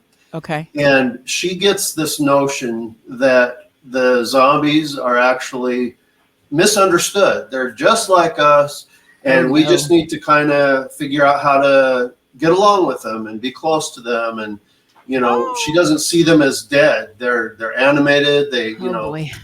She pushes herself to be close to them until somebody comes and rescues her and pulls her away. Her name is Lizzie. Okay. Now, one of the things during the zombie apocalypse is that you're on a constant search for food. And so they figure, well, we'll leave the baby and the little sister with Lizzie. And then we'll go out and do our search for food, and then we'll come back. So the group comes back, and Lizzie has killed her little sister, and she's right on the edge of killing the baby when the group returns. So her hands are literally covered in her sister's blood. Wow. That's the first line in the song. Whose blood is that? Dripping from her. And I'm just like devouring this show as it's happening, like, oh my gosh, and I'm writing things down. Yeah. And so the group realize they rescue the baby. She's the baby of the main character, Rick, and the group decides we're literally not safe with this little girl. It would maybe be cruel to, well, no, not even maybe. It would be cruel to say, okay, you can't live with this. Go do your thing out on your own. Right. They decide that the humane thing to do is to take her out to the field to look at the flowers, which in our song becomes a euphemism for I need to end your life. Because we're not safe with you. So guys, if you're ever at a Bowden barbecue or anything and somebody says, hey, do you want to go look at the flowers? Run. Run. Don't do it. They're not flowers. They're murder bits. Don't do it. But okay, so they that all right. So that is a super intense, and then I guess they do take her out to look at the flowers and one person in particular, it's Carol. She's the mother figure for these girls, and so it's particularly difficult for her because she lost her daughter actually to the zombie apocalypse. Oh no! And so Lizzie becomes this surrogate daughter to her. Oh no! God, this show is depressing me, and I don't even watch it. Jesus. Okay. Yes. And so Carol has to do the deed, and oh boy! And then they can't stay in that place. It was a relatively safe place, but they're like, after that, we can't stay here. Too many bad memories. They move on to the next place, and the whole thing continues. But there was such an impact from that song, from that scene in the show that it was another one of those situations where the lyrics just flooded into me as it's occurring. I love that. And it's so funny because so far, two of my favorites have been that way, right? Like, it's like Yeah. you, and again, another Three Bravo, another one of my favorites, but where it was sort of like, it was almost like you handed a portal to Craig, you know, and I think it's so interesting that, because yes, it's fiction, right? And yes, but anybody who's ever watched a show and gotten really into a show or a movie, like, you know how invested you get in those characters and those people. And it's like, and I think part of that is because it resonates somewhere, you know, like it resonates. And for me, I'm hearing themes of, like, you know, somebody that you're meant to take care of, that you have to take care of, you know, and like, and that you can't not do it, because more tragedy would come if you didn't. And I think in ways we've all been in scenario, I mean, not literally, hopefully, but, like, you know, we've all been in emotional scenarios like that, where you may have to walk away from someone you love because they're not good for you, or you may have to, like, you know, make a choice that's insanely difficult no matter which choice you make, right? And so, you know, the song is so powerful, and again, the vocals, Josh, I know you're, like, hanging out in the middle there, just, like, you know, curled up or whatever, but, like, you know, and I think I've been sort of trying to do them in some sort of an order, but I don't even think we need to necessarily do that, because I feel like thematically it's more interesting if, like, we pivot to, say, Black Hole now. So, I mean, like, for you, Josh, like, this was your big, you know, your big moment here, and we've been listening. You know, so why don't you talk to me a little bit about the story of Black Hole? Because this was really popular when we played it, and it's another one of my favorites. So why don't you give your, you know, backstory on it a little bit more than you already have, and then, you know, I can weigh in on how much I loved it. Right on. So my dad got the recording equipment and everything. I think the year was 2015 or 16. I can't remember which year it was. Okay. Oh, 2014 apparently. Yeah, so it was a little bit longer than that. But I started recording my Morte Opus project, and that one was more just like, I just feel like recording to have fun and just to say that I did. Okay. And that's where that song happened. And when I was 20 years old, I was on probation for possession of cannabis and for an impaired driving charge. And I had already previously been diagnosed with depression, and I've been struggling with that for a long time. But there was some suspicion between, like, my mom, myself, my probation officer. We started to suspect there's probably a bit more going on. So I got reevaluated, and I was diagnosed with bipolar disorder. And so Black Hole, the lyrics of that is kind of like when I'm at my worst in the depression side of things, but I can feel the mania starting to edge its way in. It's kind of that feeling of being in a black hole, you know, like, I mean, of course, no one's ever literally been in one. But, no, but I know what you mean. Yeah. It's just like you have this crushing, horrifying darkness, and it's weighing you down. And at the same time, when the mania starts to creep in, when you're feeling that way, and you're kind of feels like you're kind of almost raging, trying to get out of a sludge or something. Yeah. But that, you know, that gravity is just pulling you down at the same time, and so it. That's kind of like where in the beginning of the song, where it says "bound for rage" as I feel the chain around my throat. It's you know. A metaphor for it, yeah. A really deep, dark place with something like bipolar disorder, it feels like, you know, you're being constricted. Something's choking the air out of you. Yes. While you're, you know, and you're being weighed down, and, you know, everything's dark and scary and all that for a while. And when you're in it, it feels like it's lasting forever. And so that's kind of where the doom metal of it comes in. You know, I wanted that song to be really doomy and dark and slow, sludgy. You know, and because that, you know, that's the feeling of, you know, having bipolar disorder and being on the depression side of things. You know, everything's just dark and scary. You're sinking into it. Yes, yes. Into it, and everything moves in like really slow motion. So the song had to be a slow banger. Exactly. No, you know, it's brilliant because. It was also one of the hardest I've played. I believe it. There's a lot of intricacy to that one, and I love that, you know, you've got that doesn't have acoustic at the beginning. It's just this very warm, rich tone, which is interesting because it feels safe to me automatically sonically. Like that's a thing that I associate with it. Right. And again, sort of a westerny kind of thing. And then it just gets into this sludgy, proggy, heavy, like, especially it's like a minute and a half in, maybe I'm thinking. I remember feeling like, okay, there was a to the song. And it was just, and again, I got Doors again, but this time it was more from the vocals. Josh, you were really in it, and it has that like again, whatever people think of Jim Morrison, like nobody sounded like him and nobody sang stuff like he did. It was just this almost like possessed level of whatever, and I don't know, maybe he was just high off his nut. I have no idea. It probably was, but but it worked, right? And so I mean, but then like I get to like this Roger Waters level scream in there, and it's just this soul cry that's coming out of you. And then the blast beats like come in, I think more maybe midway, and the guitar's got all that buzzy kind of there's so much to feast on sound wise in that song, and it's kind of a sensory, what's the word I want?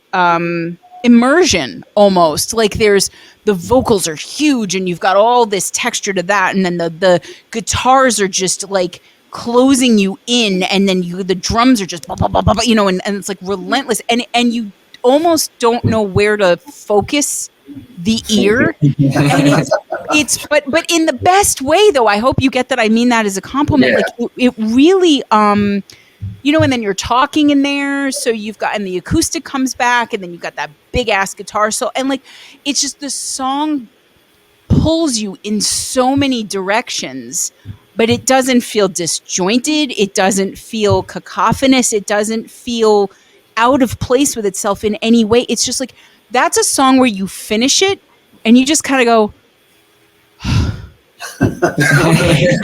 we did it, guys. Like we made it, and but again, and now knowing more, because I had little pieces of the backstory, and obviously if you're paying attention to the lyrics, you can get more of what it's about, but like just the specifics of what you share, Josh, like that's so perfect for it, and it's so brilliant because it gives people a little taste of what that experience must be like, even when they don't experience it. And I mean, I have people I love deeply in my life who have bipolar disorder, and a lot of them actually, and and almost all of them have a similar story to what you shared, right? There's some level of either addiction or trouble with the law or whatever, and like that never means anything to me, because I've said it I don't know how many times on this show that trauma is always the gateway drug to everything. Yep. Nobody 100%. Chooses to be addicted to anything. Nobody goes, oh, I think I will consume my life with a substance that I will not be able to.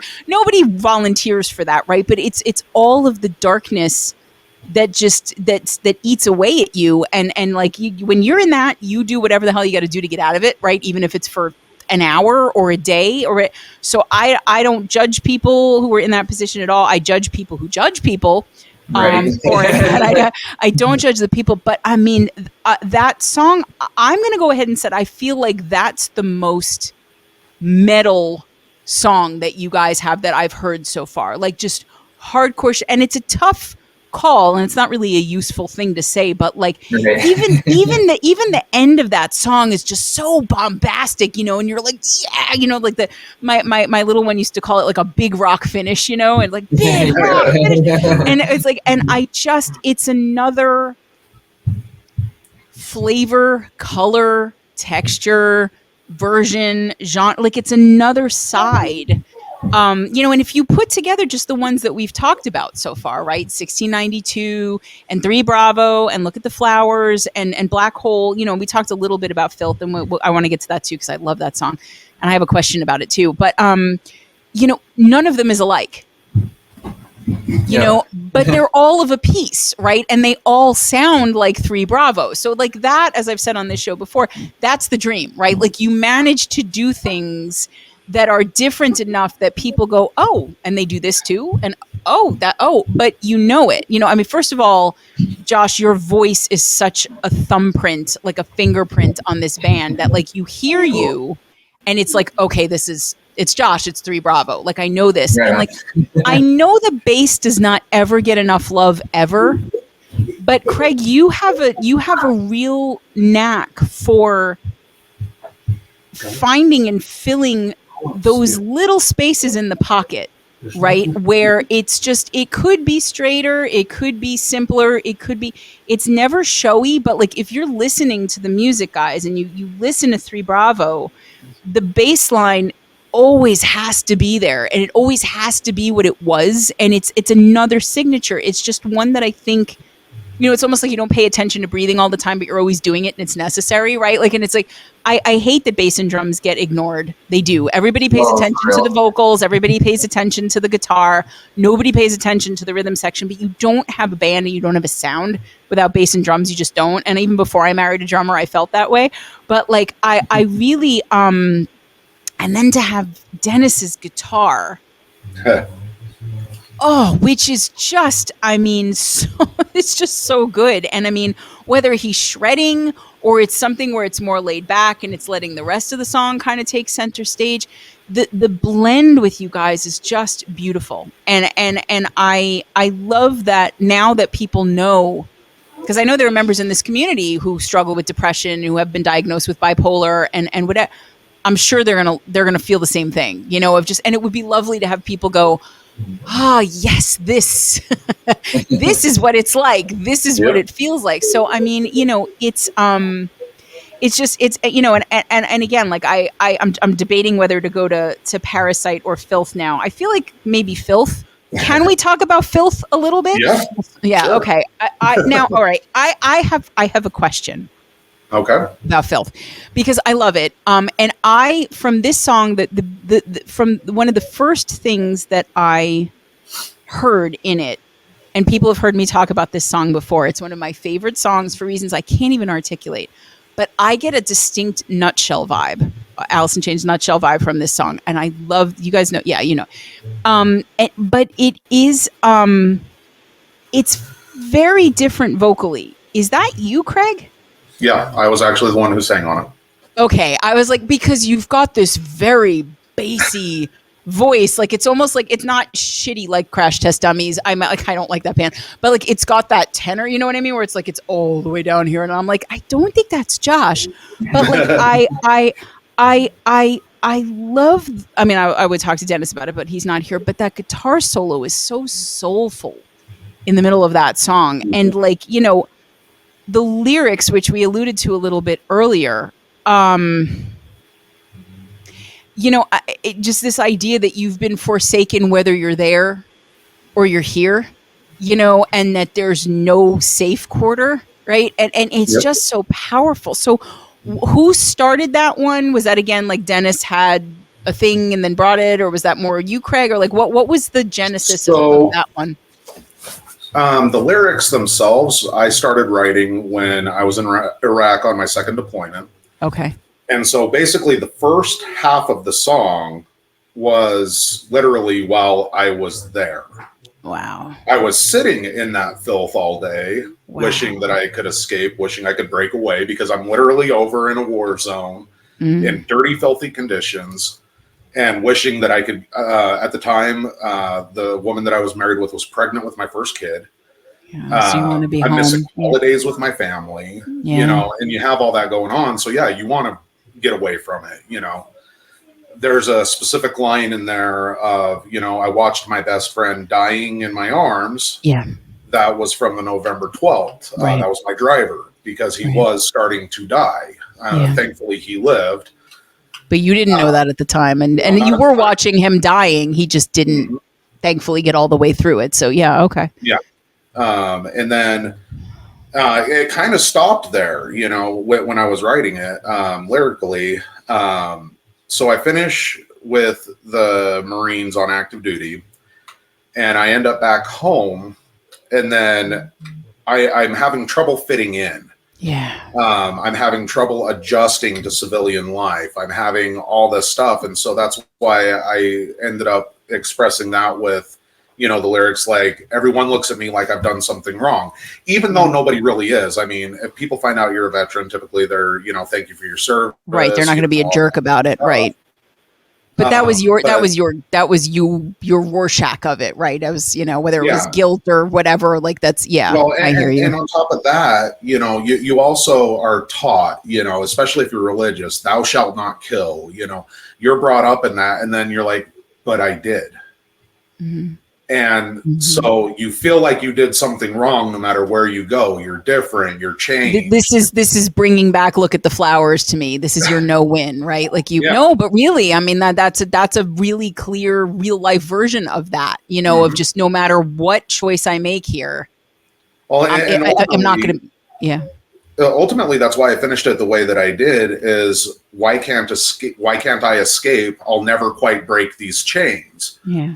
Obviously, I'm doing a lot better now when it comes to PTSD and things like that. But, I still have that tug every once in a while of that chain pulling at me and, the creeping memories and, all that kind of stuff. So I'll never quite escape that filth. And, it's also why I put that message at the end where I did the spoken word.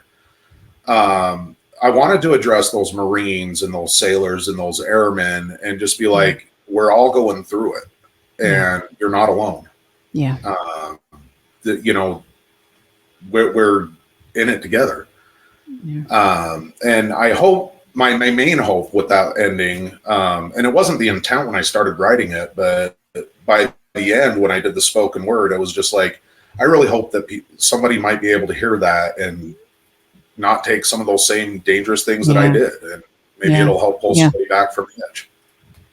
Well, and the thing is that I think that it's also like with Black Hole, you don't have to live the identical experience to be struggling in a similar way, and I don't mean to demean the specific experience of being a veteran, being in war, or being bipolar, or any of it. But what I'm saying is that,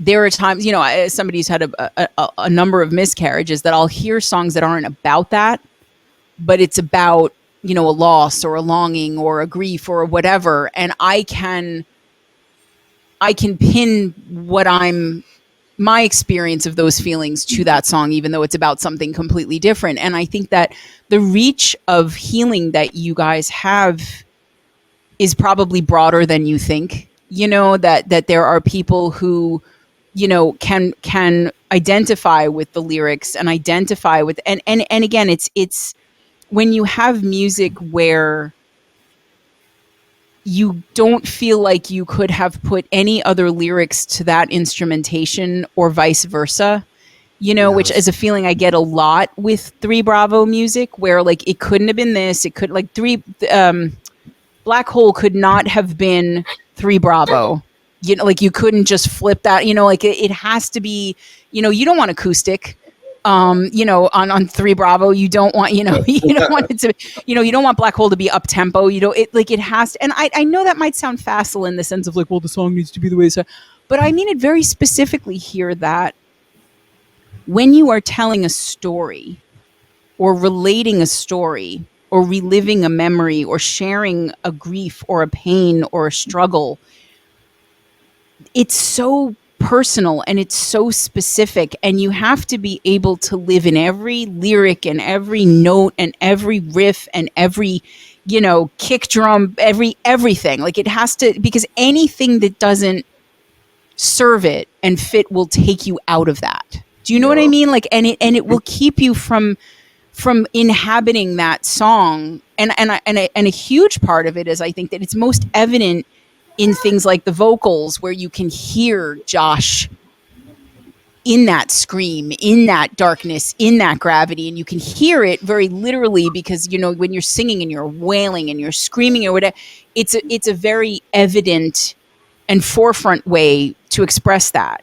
And he guitar is very, very good at emoting. Thanks. Absolutely, but and I mean, and guitar too, because guitar is another voice, right? So you can kind of do the same thing on guitar, but with drums, but with bass, it's harder. But because you guys are really feeling what you're doing, and you have lived a lot of what you're talking about, even if it's a show or you know, a tour or whatever. It's affected you in a way that is real, and you are expressing that. And I think that's something you cannot fake. You can't buy it. You can't, you know, hope for it. It either has to be there, it has to be lived in, it has to be real, or it's not.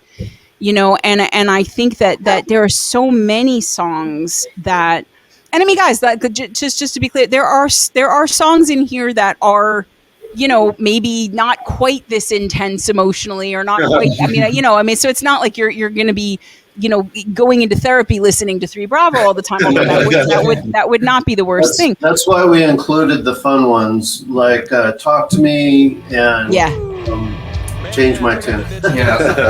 Yeah, and again, those are right. It's and you know, "Talk to Me" definitely, like I would absolutely call that a fun song. You know, musically and lyrically. You know, we're not getting into anything real heavy there. It's just like, oh God, you know, like what will it take to get this woman to pay attention to me? You know, and that's probably something a lot of people can relate to too. Oh, yeah.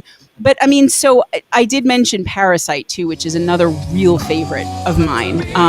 You know, and I that one, that was just like a month before 1692, right? You guys, like, you were knocking out the singles for a while there, right? That was yeah. We usually release anywhere from 3 to 4 singles off of on a CD, and then about a month later we'll drop the whole album. That's usually been our process. It's very smart, because you feel like you're familiar enough with it to know that you want to listen to the whole thing, but you don't feel like you've heard it by the time it comes out. So it's very smart. But I mean, Parasite, just, I mean, I love the way that guitar just kind of crescendos right away, right? Like, you know, we're in for something here. And the bass is so tasty on that one. It's real rich and it's real slow. And I love that.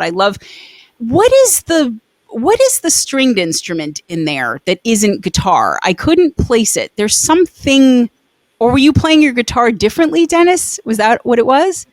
You were. It's just an effect. So, and Josh actually helped me to settle on that sound, because he, what the initial version of that song, I was doing something really soft and kind of mellow in the left side, and then kind of a little more distorted on the right hand side. And then Josh said it kind of lost its energy or power from having the too soft of one continue, at least during the chorus part. And so I just kind of fiddled with my knobs and did the amp thing and got that sound. And I love that sound. And I would be afraid if I can't find that sound again, if we want to add that to one of our things coming up. Yeah, no, a spur of the moment change. Do you have it written down, or is there, like, do you know what you did? Can you get it back? I'm not that smart. Writing down stuff. What? No, man, you'll have to sample it or something. I don't know, but because I was like, what is that? I'm like, it's clearly not a sitar. It's not I'm going through things and I'm like, no, but that makes sense to me. But it's so, and I love the panning too. Like, I love that, especially like, because that to me always adds another dimension to anything when I'm listening to it. But I mean, and I got, what is it? Iron Butterfly, Inagata Davida, I got some of that in there, you know, but then the vocals and the harmonies are almost like Kansas level, which again, I love. So it's just like that bright sort of like, and I'm going, why are all these things in the same song? How come it's working? Like, it's working so well, but then the vocals get bigger and bigger and bigger, and that bridge is all thuddy and like big and intense and whatever. And then I love, Josh, it's a nuancy thing, but I love that your vocals went way up high and kind of blended into the guitar solo there, because it was like, it almost reminds me of More Than a Feeling. Do you know that song? Right, and when he does that, and he goes all the way up, and all of a sudden there's the guitars, and you're like, but it was the voice, and now it's the guitars. But and I love that, because it just like slides me into the bridge, right? And I just there's so much about that song that I love, and that's another family another. There was a fourth Bravo, right? So is that is that Kay who Yep, wrote that was Meldus K. So was that the one that it was like a poem almost, and then it got turned into, or was it just lyrics to begin with, or whatever? There was like some. She wrote that though, right? She wrote the lyrics to it. So it was after a breakup. Oh, and yeah. They shared lyrics with me, and they're just like, this is how I'm feeling, and I offered some comfort. And this is going to be a typical theme for me. As soon as I read the lyrics, the music downloaded. Do you guys see? Every time I mention a favorite song, it's that. How funny is that? So that one just came to you right away. Okay. Yeah, and you were talking about healing. This really helped them. Oh, good. And they specifically told me that having us turn their song into like to make it real, not just to read the poem and go, oh, that's real nice, Yeah. but to actually transform it into music. It was very healing. Over that breakup, it was a tough breakup, and but they're doing the thing that Craig was doing and Josh was doing, right? Of just get it out, and I love that, and it really and I should mention that was a Mama's Maiden video as well, which is always cherry on top of anything. Kimmy is spectacular, and I just. That's a song, like that's on one of my playlists. I hear that one all the time, and I just I love how it's really like the theme I'm getting as we're talking about everything is that you guys are just genuine. Like there's nothing, because it's so hard to be a band or an artist on social media where you have to kind of whore yourself out, right? Like you have to sell yourself. You always have to be talking about yourself and promoting yourself and all this other stuff. And it can feel very artificial, at least to me, right? And I'm not even usually promoting my own stuff; it's other people's things. But I know that people will say like, "Oh, thank you for sharing this," because I felt like everybody was getting sick of hearing me talk about my release or my whatever.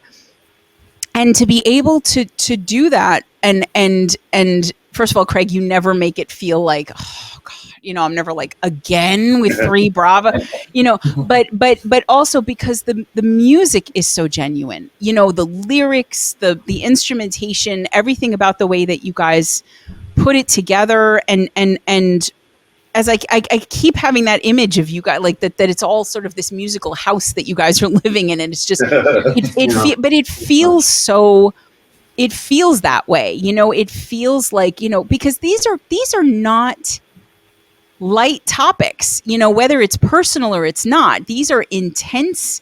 They could be polarizing, and I think that because the way, even Craig, for you, like, and I'm not going to get into it because it's none of anybody's business, and it's really just a sense that I have more than anything that I know, that you have a lot of conflicted feelings about a lot of the things that you've done, been at, lived through, whatever, and absolutely.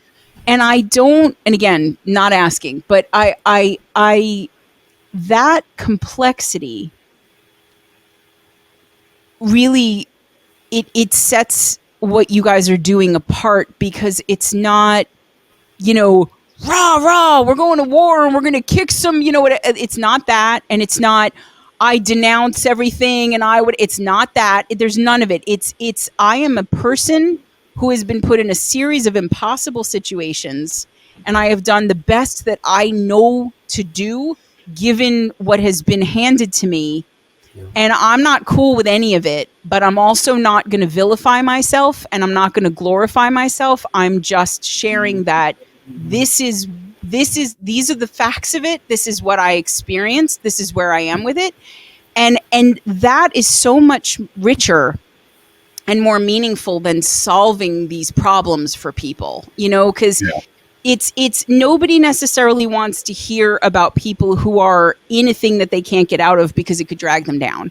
And nobody wants to hear about the person who's, yay, I solved it through granola and exercise. Like nobody wants to hear that, but to be in that space of like, sometimes I'm fine and sometimes I'm so not fine. And sometimes I'm on an upswing and sometimes I'm in a depressive, phase, and sometimes I'm getting the mania, and sometimes it's helpful because I can probably record 15 things in a day, and then sometimes it's just, you know, and oh my gosh, you know, I've watched the show, or I've been on this tour, or I've read this poem, and like this just spoke to me in a way where like, here's exactly what I was thinking, feeling, experiencing in that moment. Like there's so much that you guys capture that is unusual, and the word special has been so ruined over time, but it is, you know, that you know, and the fact that you're doing it with great music, you know, is really the bonus part here, because you know it could go from being something that we really wanted to like, because there's like, you know, oh, and he's a vet, you know, and then you know he's struggling with mental health, and you know we really want to like them, but you know, but it's great, you know, like we don't have to do that. We can just listen and enjoy it. But I mean, I really, you know, I could talk about all your stuff, and I mean, and I've got so many favorites, and you know, and I think it's better if people go ahead and just listen to the albums, and you can listen to singles too, and you can listen to albums. But I did want to mention, I think before we start phasing into sort of like the getting to the wrapping up part of things, that I think for a lot of people, the first thing that they heard you guys do was the "We All Die Young" cover, and yeah, I mean, like, because I remember reviewing that, and then people were like, "Oh, Steelheart, yeah, cool." And it was sort of like, you know, and I love when covers get people into originals bands, you know, because it's like you could grab a segment of the audience that might not be like, "Oh, I don't listen to original music. Oh, but I like this cover, so I'll listen to that," and then they get sucked in to the vortex of 3 Bravo, you know. But I mean, that one, and again, Craig, as much, as little, whatever. But I mean, that one has a really significant story behind it as well, even though you guys didn't write it, obviously. And I would love to see more ears on that, and obviously the EP that's coming up. But I mean, we talked a little bit about Connor earlier. How did you guys decide that you were going to be able to put together this song and do it, given everything that you've been living through in the last not quite year? Even I still don't know how. I couldn't tell you how we managed to pull it off, because it was definitely an emotional experience for all of us. But kind of the whole story on that, we decided we wanted to do a cover on Divine Record. Right. And we had put out a poll about May time frame, I want to say. You know, just kind of out into the universe to the people who follow us and everything. Yeah. Hey, help us pick our cover, because we couldn't decide between a couple songs. Yeah. And they were all really great songs. There was Bastille Day by Rush was one of them. Between Bastille Day and We All Die Young. And then there was the Shape of Things to Come, the Gary Moore version. You had a lot of And then We All Die Young. They were all very different. Yeah. Yeah. Mm-hmm. And all of them have their, you know, awesomeness to it. And so we were just kind of struggling, you know, which one are we going to do? And so we're like, you know what, let's let the fans decide. Yeah. Exactly. Because then we know they want to hear it. So that's a good thing. And so we ended up putting that out into the ether. And about a month goes by. I was going to actually, at the end of June. So yeah, it would have been the end of May, because the poll ran for a whole month. Well, on June 25th is when Connor went missing, and 26th was when he was found. Yeah. And so I'm obviously distracted, you know, kind of down, all that kind of stuff. And obviously it's put a hiatus on our recording, because none of us were really up to it. I mean, we were right in the middle of recording Divine Wreckage at this point. Yeah. 1692. Yeah, we just finished up their drums for 1692. Mm-hmm. Yeah, like that day, the day that he went fishing was when they had wrapped up the drums for that song. And so, you know, and that was one of the cool things about Connor too, is he was almost always down here with us. Yeah.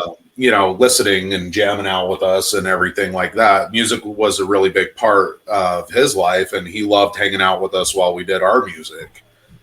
Well, my wife, she decided, hey, let's get the kids out of the house so it's a little bit more quiet, because we had an interview with some folks, and we're going to be doing some recording and everything. And so they ended up going down to the reservoir and whatnot, and get a quiet house and everything. And so the day ends up progressing as it does, and you know, we ended up finding out that Connor was gone. Unfortunately, he had a drowning accident when they went down to the reservoir. So I'm sitting there, and I get a notification on my phone that the poll is over, because I'd set a reminder for myself to check the polling on that day. So I go on it on June 1st to go and check, just to distract myself, because I'm going through funeral arrangements and everything else. So I just need something different to do. Yeah. And I opened it up, and by one vote, We All Die Young had won. I still think it was Connor. It's like, this is mine. And so the tie-breaking vote. I ended up, messaging Josh and my dad, and I'm like, guys, you're not going to believe this. So you remember how we wanted to cover a song, right? Yeah. This is the one that won the poll, and it was by one vote. And so we decided that was a sign that we've got to keep doing it. And on top of that, when we actually were going through, Connor's effects and everything like that, his mom had his cell phone, and we opened up his Spotify, and we were actually on his playlists. And so he obviously loved listening to us, and it's like, we've got to keep going for him. We just got to. He was always a part of it. He was in 1692. Yeah. Vocally, he was through a lot of our song recordings when he was here on the weekends with me. And then, that one vote that put a very meaningful, relatable song right at the last minute. It's like that. It's one of those, there's too many signs Yes. to say otherwise. And then Absolutely. he's half a dozen of our songs on his personal Spotify playlist that he was listening to all the time. And so we knew that it was something that he loved. And so we decided, not only do we love music, but he loved what we did, and we're going to keep doing it. Yeah. And so we fought through the emotions, and That was the hard part. Playing guitars or bass or drums or whatever, but Josh had to sing that thing. Yeah. Yeah. Josh and Connor were very close. There was a time where Josh had to come out here and live with Craig for a little while because of some family trouble that was going on, not from Josh's side. But Yeah. I'll tell Yeah. you one. but yeah, go ahead, Joe. So I was living with my parents for a while. I had to leave the place I was staying. I had quit my job because of I have tumors in my spine. They're benign, so they're not gonna kill me or anything, but they pushed into a nerve, and I couldn't do my job anymore. Oh God. And I lost my apartment and had to move back in with my parents. Yeah. My sister and her husband were living in the basement with their kids, and he blew up at me one day. We had a little bit of a tiff, and he assaulted me and threw me on the ground. But because they had their kids there, and I don't have any attachments of my own that are holding me down anywhere. So it was, if anybody has to leave me, because I'm not taking a whole family with me. Right. Right. Right. I came to live here where we're at now for a while, and it can get chaos when they have all the kids here. There's 6 kids, and there's barely any room with all the 6 kids as it is, and now there's another adult coming in, so there's no room. There's chaos. Yeah. There's noise. So I'd go and just hang out in the garage for a while when I needed some quiet. And then Connor, he would be taking care of the chickens and stuff like that. So he'd go to the garage to get some food, and he would just be like, "Hey, do you need anything?" Well, I'm up and about, and or sometimes he'd just come out to hang out, and he'd be like, "Hey, is it cool if I sit with you for a bit?" And he was really good at kind of reading the room and seeing how people's attitudes are. Like if you need a goofy, funny personality at the moment to bring you up, that's what he would do. If you just need somebody to sit with you and be quiet, that's what he would do. Very empathic. Then could really attune to people. And so I already was pretty close with my nieces and nephews, hanging out with them and stuff like that. But then it became like a little bit more of a special thing with Connor because of him going out of his way to hang out with me. I was doing all right, because he knew I was going through a tough time. He would do that with anyone, is the thing. That's just who he was. I remember the first thing he did. I had some stomach surgery back about a year ago, and the very first thing he did when he came to see me or came over to my house, it wasn't to go drop his bags off. It wasn't to go see his friends that live in the neighborhood. He just came down and sat down next to me and just sat with me for a minute, asked how I was holding up after surgery and all that kind of stuff. And Sweet that's how he boy. was. Yeah. And so on the end of that, for Josh to be able to sing with all of that going on in his head, it was tough to get through. The trick is to let yourself cry. Yes. So doing the EP we're currently working on right now, as you could probably imagine, with the song, the whole EP is, specifically geared for Connor. It's all very emotional. And so, like literally I'll be in the middle of doing a vocal take. The emotions are welling up. I start tearing up. And then if my voice cracks a little bit, I'll keep it if it still sounds good. But, sometimes you got to allow that emotion to come out, bawl your eyes out for a little bit, then do another take. Sometimes you just got to, get the hard part out of the way. And, if it ends up being a good take, keep it, because that emotion is real. That's it. 1,000%. And I love that he's still taking care of all of you, that it's just, again, I'm a mom, and I that's the nightmare. Like, of every nightmare that you could have about anything, that's the nightmare. And I remember I didn't know about Connor until you started, again, when you were helping us, with the fundraiser for Yanni, and you put out a video, and you wrote something, and you said something like, having lost a child, suddenly I can't imagine watching it happen in slow motion like is happening to this family. And I went, wait, what? And, and then when I heard the story, I first of all, I just wanted to climb through the computer and just give you a hug, because I still do all the time. Because I there's nothing if you have ever parented a child, whatever that looked like, that's the thing. That's just always when they're little and they're, in their crib, and you check their breathing, and you just, from the beginning, that's just always the thing. And I hear so many things of the joy that he still brings, and the healing that, and I love that that's the first thing that came out of everybody's mouth today, talking about him, is just what a sweet, kind soul he is, and that, you guys are still, I think you had to do this. I do. I mean, it's too important, and you're helping too many people. And honestly, and Craig, everything I'm going to say sounds like complete bullshit, because it's, what can I even possibly say to you? But that you are showing people all of the things that they can survive. And I mean, any one thing that happened to you would have been enough for you to go, you know what, I'm out. Like I'm, and even getting to that point, there's not a human being with a beating heart in this world that would judge you for any of it.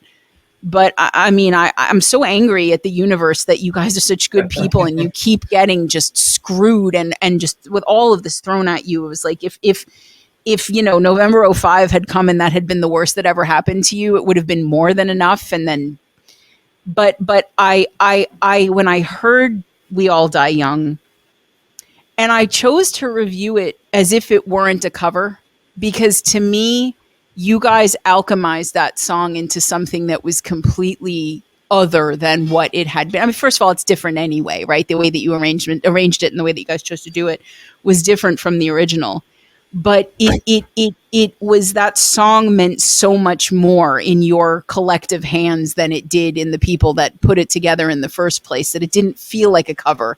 It felt like they had done a weird demo of your song a long time ago, Right. and all of that. I'm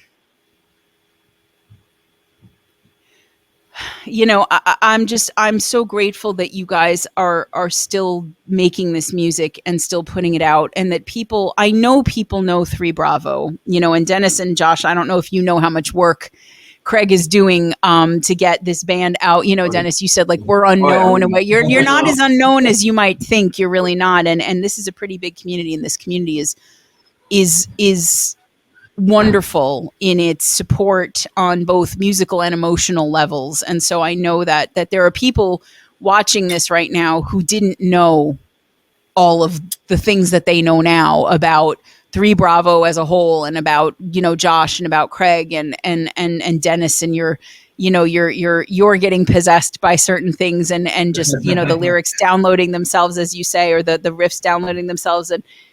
But I cannot imagine functioning, never mind everything that you guys have accomplished. And it's not even been a year. And I know in a couple weeks, you guys are staring that date down. And I if there's anything, and I don't fool myself that there is, but if there's anything that I can do, in that time, just, please reach out. But I mean, I think I see, Craig, especially in the way that you are sharing this music and proud of this music and Divine Wreckage and the album. And I know that's not for you.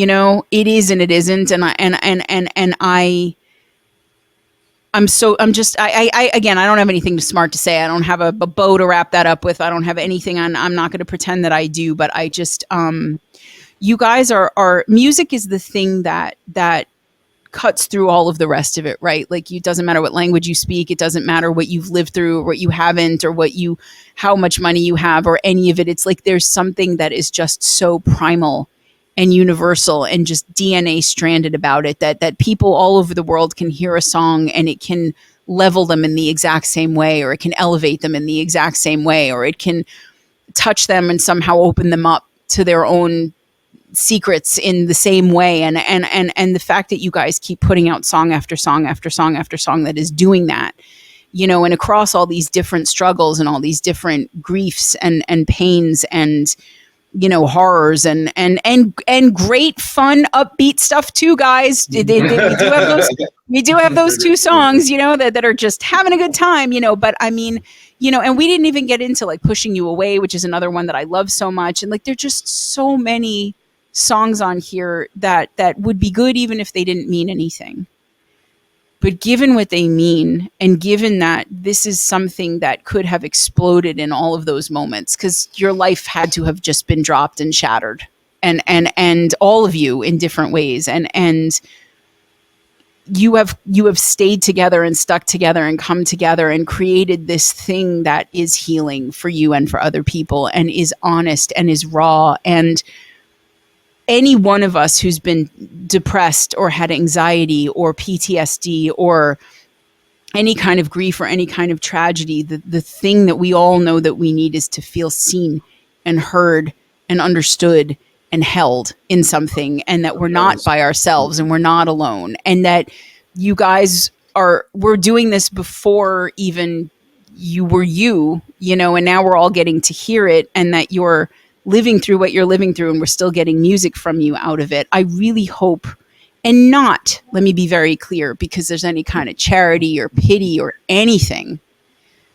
that I hope everybody really listens, and listens well, and likes and follows and subscribes and does all the things that sound so stupid right now in the context of what we've been talking about. But it matters. It matters because those numbers are the thing that show us that people care and are listening, and that what we're doing means something, and that it's resonating with people, and that, it's reaching people, right? And I mean, that's what the numbers mean. It's not about, I have 5 followers or 500,000 followers, or it's like, it's somebody cares. Somebody's listening to what we're doing. Somebody noticed this. And this is, not to quote Crystal Rush, but this is legacy, right? This is legacy of what, we're doing. And it's your legacy. It's Connor's legacy. It's all of it, and I'm just so happy that we 4 actually finally got together on screen to talk about it. And now maybe you see why I was such a complete pain in the ass about insisting that it be the whole band, because I didn't, and I researched the hell out of this, but I don't plan questions. Everybody knows that, whatever. The conversation has to be whatever it's going to be. And so I wasn't sure exactly where it would go,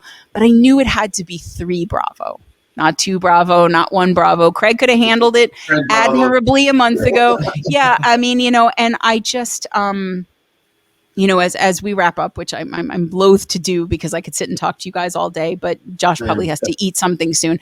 But we just really that to thank you honestly, as stupid as that might sound, for how honest you've chosen to be with what you're putting out, because that's the music that gets me. And I think it gets a lot of people, when, even as we said, it might not be that it's the same shared experience, but of just who hasn't lived grief, who hasn't lived loss and some level of depression or anxiety or trauma, or like that's the only thing that everybody's lived through, right? Is that of just that life is just relentless and it will just have its way with you, and you stay or you don't. And I don't judge anybody who does any of that, like stays or doesn't, but I'm just, to take that and to turn it into art is the thing that I think elevates us above everybody else, right? Because you guys you're bearing your souls here in all these different ways, and we just get to listen to that and connect to it and feel seen and heard and understood and held in it, and if it's doing the same thing for you three, on top of that, that's even better, because, really, if the three of you had just decided to crawl under a bed somewhere for the rest of your lives with a blanket over your head and just eat Cheetos and watch daytime television, I don't think a single person would be mad at you for it. But I'm I'll really be glad honest, that we there's days I do that sometimes, sometimes you call me. I'll do it right there with you. but you know what though? Like, we don't have to get through life gracefully. We just have to get through it, right? And so whatever gets you through, if it's Cheetos and Judge Judy, you do that, right? Like that's it. But I mean, I really do. Before we get to the last little bit here, I really want to make sure everybody knows that there's a lot of music that you can be listening to here. We've got Upheaval, we've got Divine Wreckage, which just came out not almost a month ago exactly, right? Well, not by the time this airs, but April 30th, that's new. I know there's the EP dedicated to Connor that's coming. Do you guys have a rough sense we of haven't really gotten the date down pat yet. I'd say we're probably close to halfway done. Okay. More than that. We're like 80% done. They must have been working without me. We'll be like 90% done after today. That's where they were when they didn't come the first time. But it sounds like maybe sometime this year or the okay. EP will probably be dropped before the end of the year. The goal, if I can get enough drums done today, and then I'm going to be in Vegas next weekend for an Avril Lavigne concert. Then the week after that, if possible, I would like to wrap up everything with the mixing. Wait a minute. Don't just you can't just drop that and then roll right by it. It's like, oh yes, I was going to the grocery store and then I was going to build a nuclear bomb and then I was going to you get Avril Lavigne. Talk to me about that. Is this like a thing that you're doing for somebody, or is this for you? Yeah. Or? So last year in September, I took my sisters to see the Jonas Brothers in Denver. They even got the T-shirt. Got a T-shirt and everything. And really should have worn it today, but okay. He's recorded in it. Yeah. But so it started because I wasn't sure what to get either of my sisters for Christmas the year before. Aww. And so I told my little sister on Christmas Day, the year before last, pick a concert, any concert, and we'll go. And she was like, any concert?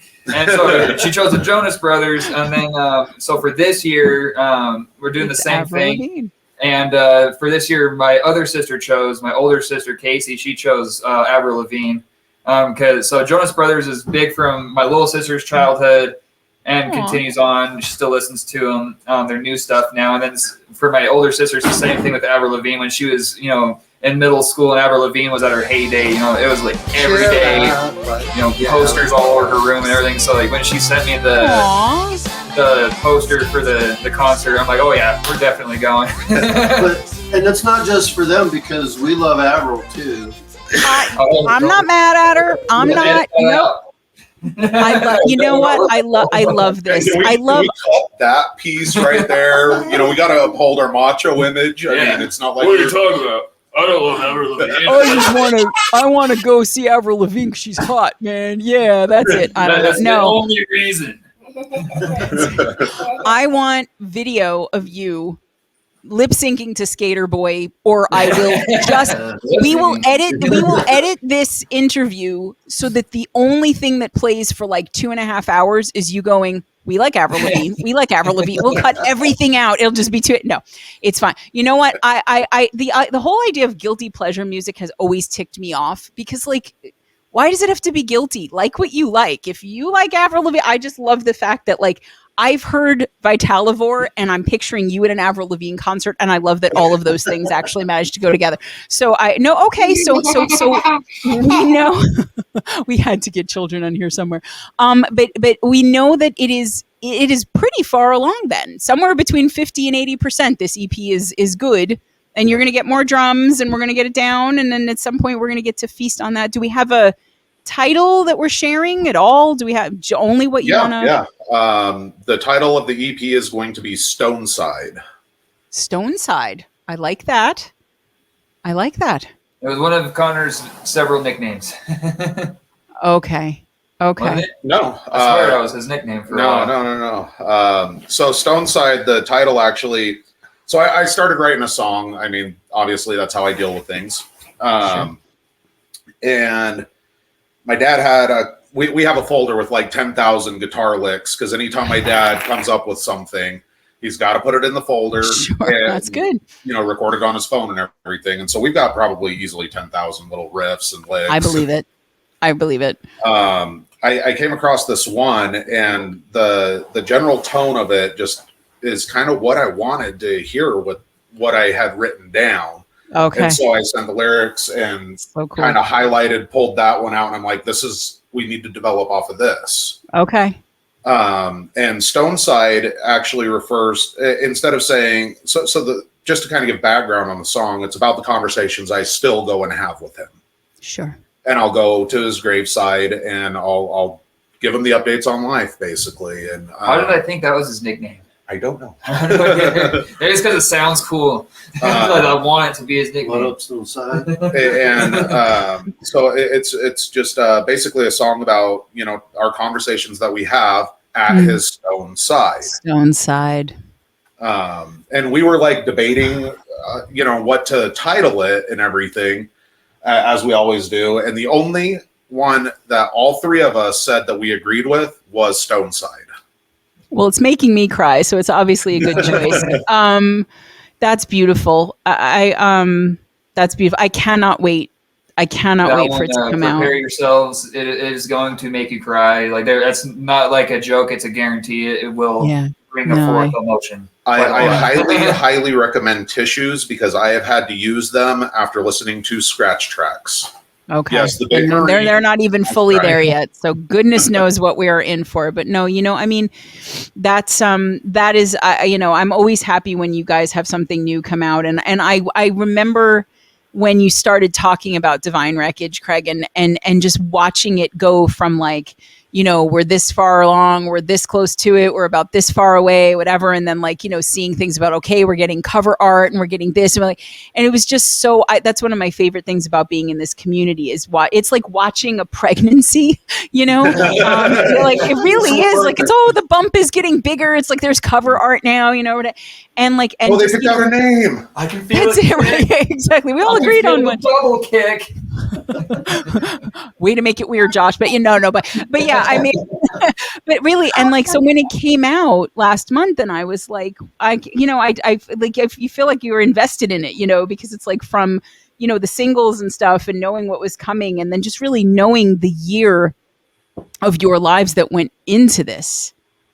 And everything that we've talked about, that you've been through, that you've managed to push through to get this out, and to know now that we have not too long to wait before the next thing comes out. And I mean, I'm going to be promoting the absolute bejesus out of that thing when it comes out, because I know it's going to be great. And I also, especially given that it is for Connor, the community will rally behind that right away. I know that. And again, it's not because we feel bad. It's because the music is great anyway. So this is just going to be another thing, but we will wait You will keep us posted, I know, Craig, on social media. We will be getting No, all I of actually decided that I'm doing a total blackout and I'm not posting anything for the rest of the year. Oh, okay. All of a sudden, that's it. You just, that's it, guys. That's it. It's going to be a complete mystery. And then he's going to be like, oh, by the way, our album came out 4 months ago, but I was too cool to tell you. So, no, I think we would probably know anyway. I'd be like, why did this come out this morning and I was not informed? But yeah, so listen, I want everybody to go. I want everybody to listen to Upheaval.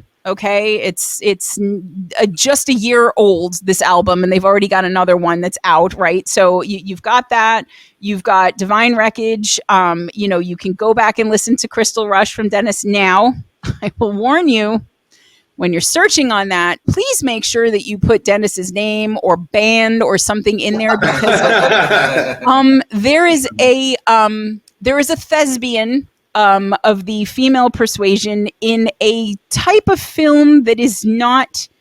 Don't search in front of your children or your boss. I'm not going to get too into it, but if you do search it up, try Dennis Bowden and Crystal Rush or Crystal Rush Band or something, and just put your safe search on. But you will find it. And again, I'm sure Greg will drop the link so that we save people having to scrub their internet histories.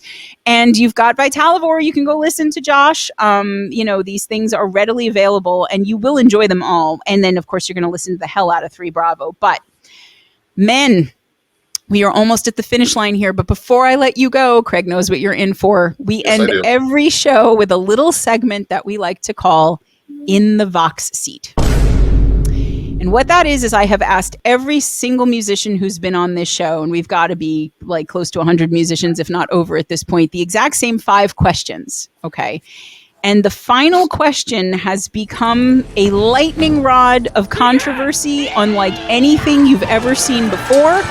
I don't know if you've been warned. I have the feeling Craig did not tell you, because that's my guy right there. I thought you would want it. It would be more fun for you if they didn't know what was coming. But we're going to start with one that I'm really interested to hear you guys answer. Why did I just say it like that? I am really interested, but I'm really interested to hear you guys answer this, because I don't know what the hell you're going to say, but I know you're all going to have answers. So for each of you, you each get this.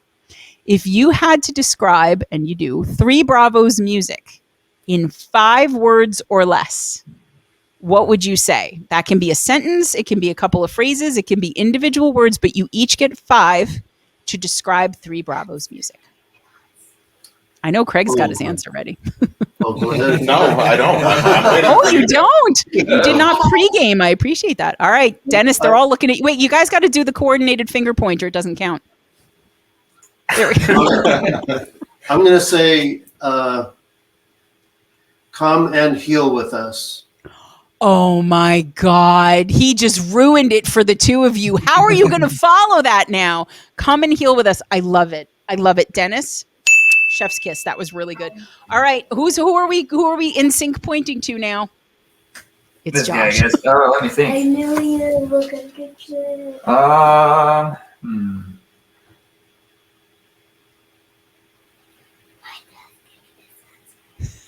Love the whispering. Oh, let's think. It's not that easy, so totally get it. It's not. Let me think here. Emotionally taxing, but really fun. Ooh, look at you. 2. All right, Craig. The pressure is on. Your bloodline has set the bar pretty high. Oh, I love this. Guess what? I'm going to do mine in 4 words. Oh, okay. Nothing is the same. You guys are like the Bruce Lee of answering this question. You're all just like, whoa, and it's perfect. I love it. Come and heal with us. Emotionally taxing, but fun. You're missing a word. Emotionally taxing, but really fun. Really fun. And nothing is the same. I love it. I almost want to stop there, but I can't because I have other questions that I absolutely have to ask. So, okay. So what is your favorite thing for each of you about being a musician? Me? And you get as many words as you want for this one. Oh, okay. I think the best thing about it is, honestly, it's just a heck of a lot of fun. Particularly, years and years of drumming, like that's a really good source of stress relief. It's like you're having a good time. You're getting your body moving physically. You're working with both sides of your brain. So it's allowing to take you out of like the moment that you're in, while also still working on the things you need to work on emotionally and spiritually, and then you're just having a good time. I love that, I'm hearing that it's cathartic and also fun, right? So like I love that. Okay, that is a some version of that is a pretty popular answer among musicians. Who are we going to next? I'll go. So my wife works with a hypnotherapist, and he has all kinds of relaxation techniques and hypnosis and meditation, and none of that works for me.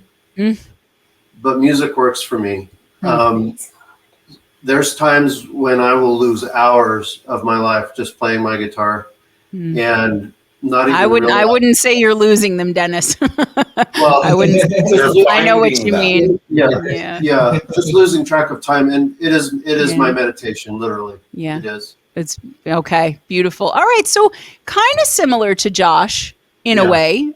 It's the thing that both takes you out of yourself and connects you most to yourself kind of at the same time. So I got that. Okay. I love that. All right, Perfect. Craig. I keep wanting to call you Gregory just for fun. I got to say that it's the luxury sports cars, the swimming pool full of cash, the women, the boats and the hose. Excellent. We just become best friends. It's obviously very healing. I've used music and especially my lyrics to help process, individual traumas that I've gone through. It is a good meditation for me as well. When I've got to get away from everything, some people like to go for hikes.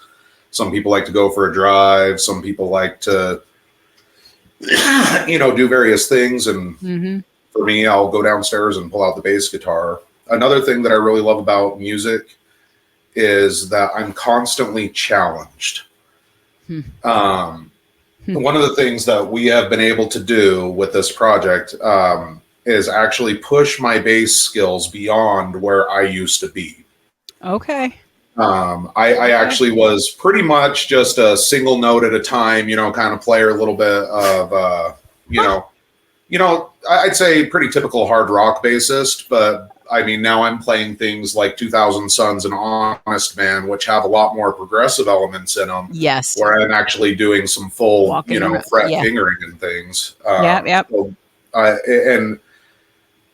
I am now just reinvigorated. I'm learning more music from other musicians. We're planning on doing some more covers as well. Oh, cool. Okay. May I suggest Skater Boy?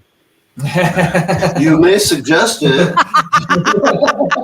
And Dennis is like, and we may ignore it as well. But okay, fine. Oh, so more covers. Okay, great. So, and that'll challenge you in a different way, obviously. Right now I'm trying to work on one because I picked a cover that I'd really like to do, and we discussed things in our, obviously 3 Bravo chat. Right. And one of the ones that I really want to do is what was it? It's a Metallica one. Why is the name escaping me? One by Metallica. Okay. And getting into Cliff Burton's fingers is something on a whole new level, and it's going to be a fun one. It's like Stuart Copeland drumming or what? Yeah. So Dennis, you have a little bit of work to do on that one too. Yeah, he's pretending that I can play like James Hetfield, the master of, I don't even know what down picking. Yeah. Yeah. That solo. I remember there was a guy I went to junior high with, and he was like, the pinnacle of my life is going to be learning the solo for one. And I was like, I don't know. And I was like, based on everything I know about you, dude, that would absolutely be the pinnacle of your life. But that is no joke. So, okay. So you are no low hanging fruit for 3 Bravo. You guys are. The thing is too, there's no point in doing a karaoke of a song. Right. A note for note. It will have 3 Bravo elements in it. I So- fully expect it. Well, yeah, no, We All Die Young was not Especially more anywhere near cowbell. note for note. Okay. All right. More cowbell. More cowbell. See, We're I gonna want to do it. collab. We're I gonna want to do it. collab. I'll do the. All I'll do cowbell. the. I'll do the cowbell. I'll do it. I'll just wait. Do boom, boom. All right. So we are being challenged as we are being healed. I love it. Okay. All right. So now, the flip side of that though is your least favorite thing about being a musician. I'm waiting Boy, for the I'll start fingers. this one.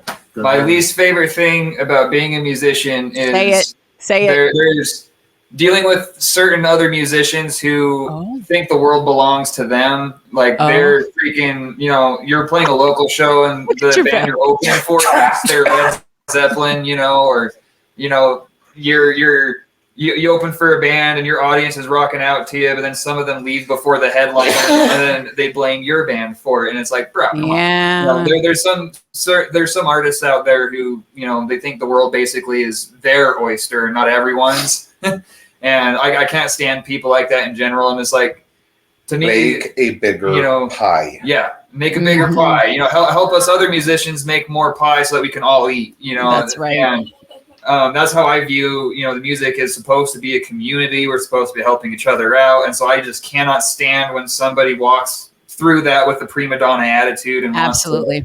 start Thinks they're bossing better people. than everybody else. Yeah. Absolutely. Yep. Can't I handle it. totally agree. I thought, and what I was saying is, go ahead and say, was because you're the drummer. I thought you were going to say lugging your crap around, because every drummer is like the Well, gear. You were lucky because I just keep. We're actually The drums really here. lucky because the vocalist actually helps carry the drums. Hey, as a singer, I resemble that remark. But yes, I know many of us are known for just holding our microphone or whatever. But I was the one that used to hump the PA around too. So I feel you. But yes, look at you, the drummer, being helped by the vocalist. How nice of you. Right? For How yourself. nice of me to help me. But okay, so yeah, egos and screwing other people over to better yourself, 1,000%. Okay, who else? Who's going? Dad, you want to say? Oh, Yeah. Anytime there's a dry spell when it comes, because there's been several times during this that I've talked about getting downloads. That's not typical. Gotcha. Typically, I'm like, I'll get a verse and like, okay, now what? 3 And weeks later. Yeah, 3 weeks later, it's like I saw that in my head. there actually is a key to. I've discovered something about that to get over the dry spell. Start another Oh. project. Not that. No. The key is to just record it. Record where you're at right now. Don't wait for the Okay. whole song to develop before you actually start putting tracks in. That's really smart. And that's how I've built a lot of the songs, is to just, get it in. Okay, I can leave it alone for a minute. I can come back and hear it. And almost every time it's like once I re-listen to it after a week or two, like, oh, okay, now I know where to go with that song. But the dry spells is, I hate any kind of dry spell, lyrically or musically. Well, yeah, I mean, that's sort of taking your peace and your meditation away too, right? Like it's Yes. doubly frustrating. Okay. I think that's something everybody can Really relate put it. to. Absolutely. All right. Gregory. That's it now. That's your name. It's headcanon for me. That's fine. It wouldn't be the first time. Craigifer also works. Craig hates how we totally push him and just totally demean him. I hate that they keep me back. I need to have my own. They're holding me back. He needs his own trailer. He needs his own brown M&M's rider. He's got the whole, you guys are in the way. It's Craig and 2 other bees, right? Yeah. It's now Craig Bravo. Ooh, okay. I'm going to go with C Bravo, but yes. All right. Absolutely. Okay. So in seriousness. In all seriousness, I think the thing that frustrates me the most, since I handle the business end for the most part, the promotions and all that kind of stuff, is the pay-to-play attitude that a lot of the magazines and blogs and reviewers, like if I'm paying you to review me, I know. and then I get a bad review, like hello. Well, then and if you're paying them and they give you a good review, is it even honest? Because like they Yeah. took your money, Right. like, or they Right. just You give can't their win because people will think that they just Exactly. said it because you gave the money, or if it's bad, you're Yeah. like, wait, did I just pay you to punch me directly in the throat? Like what just happened? Yeah. No, I but, hear like, you. there's been multiple times where Mm, there was actually one, and I'm not going to get into who it was or anything like Sure. that, but there was actually a magazine that completed the interview with us. I think you posted it. I feel like I read about this, but Probably maybe not. did. Okay. It was probably on my personal account. Okay. Yeah. But anyways, yeah, we completed the dang interview, and then they turned around and were like, "So to get this in the magazine, all you got to do is pay us $60." And I'm like, "Do you know how hard it is to get all of us on the same page with all of our different lives, and then we have to take a break from the music, and then we have when we are together to do this and." Yeah, And then yeah, find yeah. out I've got to pay to even be in the Yeah. magazine. Well, I And then want to to find out promise that- you. Oh, go ahead. Yeah. No, I want to promise you something. I would never, ever, ever do that to you. It's $49.95 to get Okay. this air.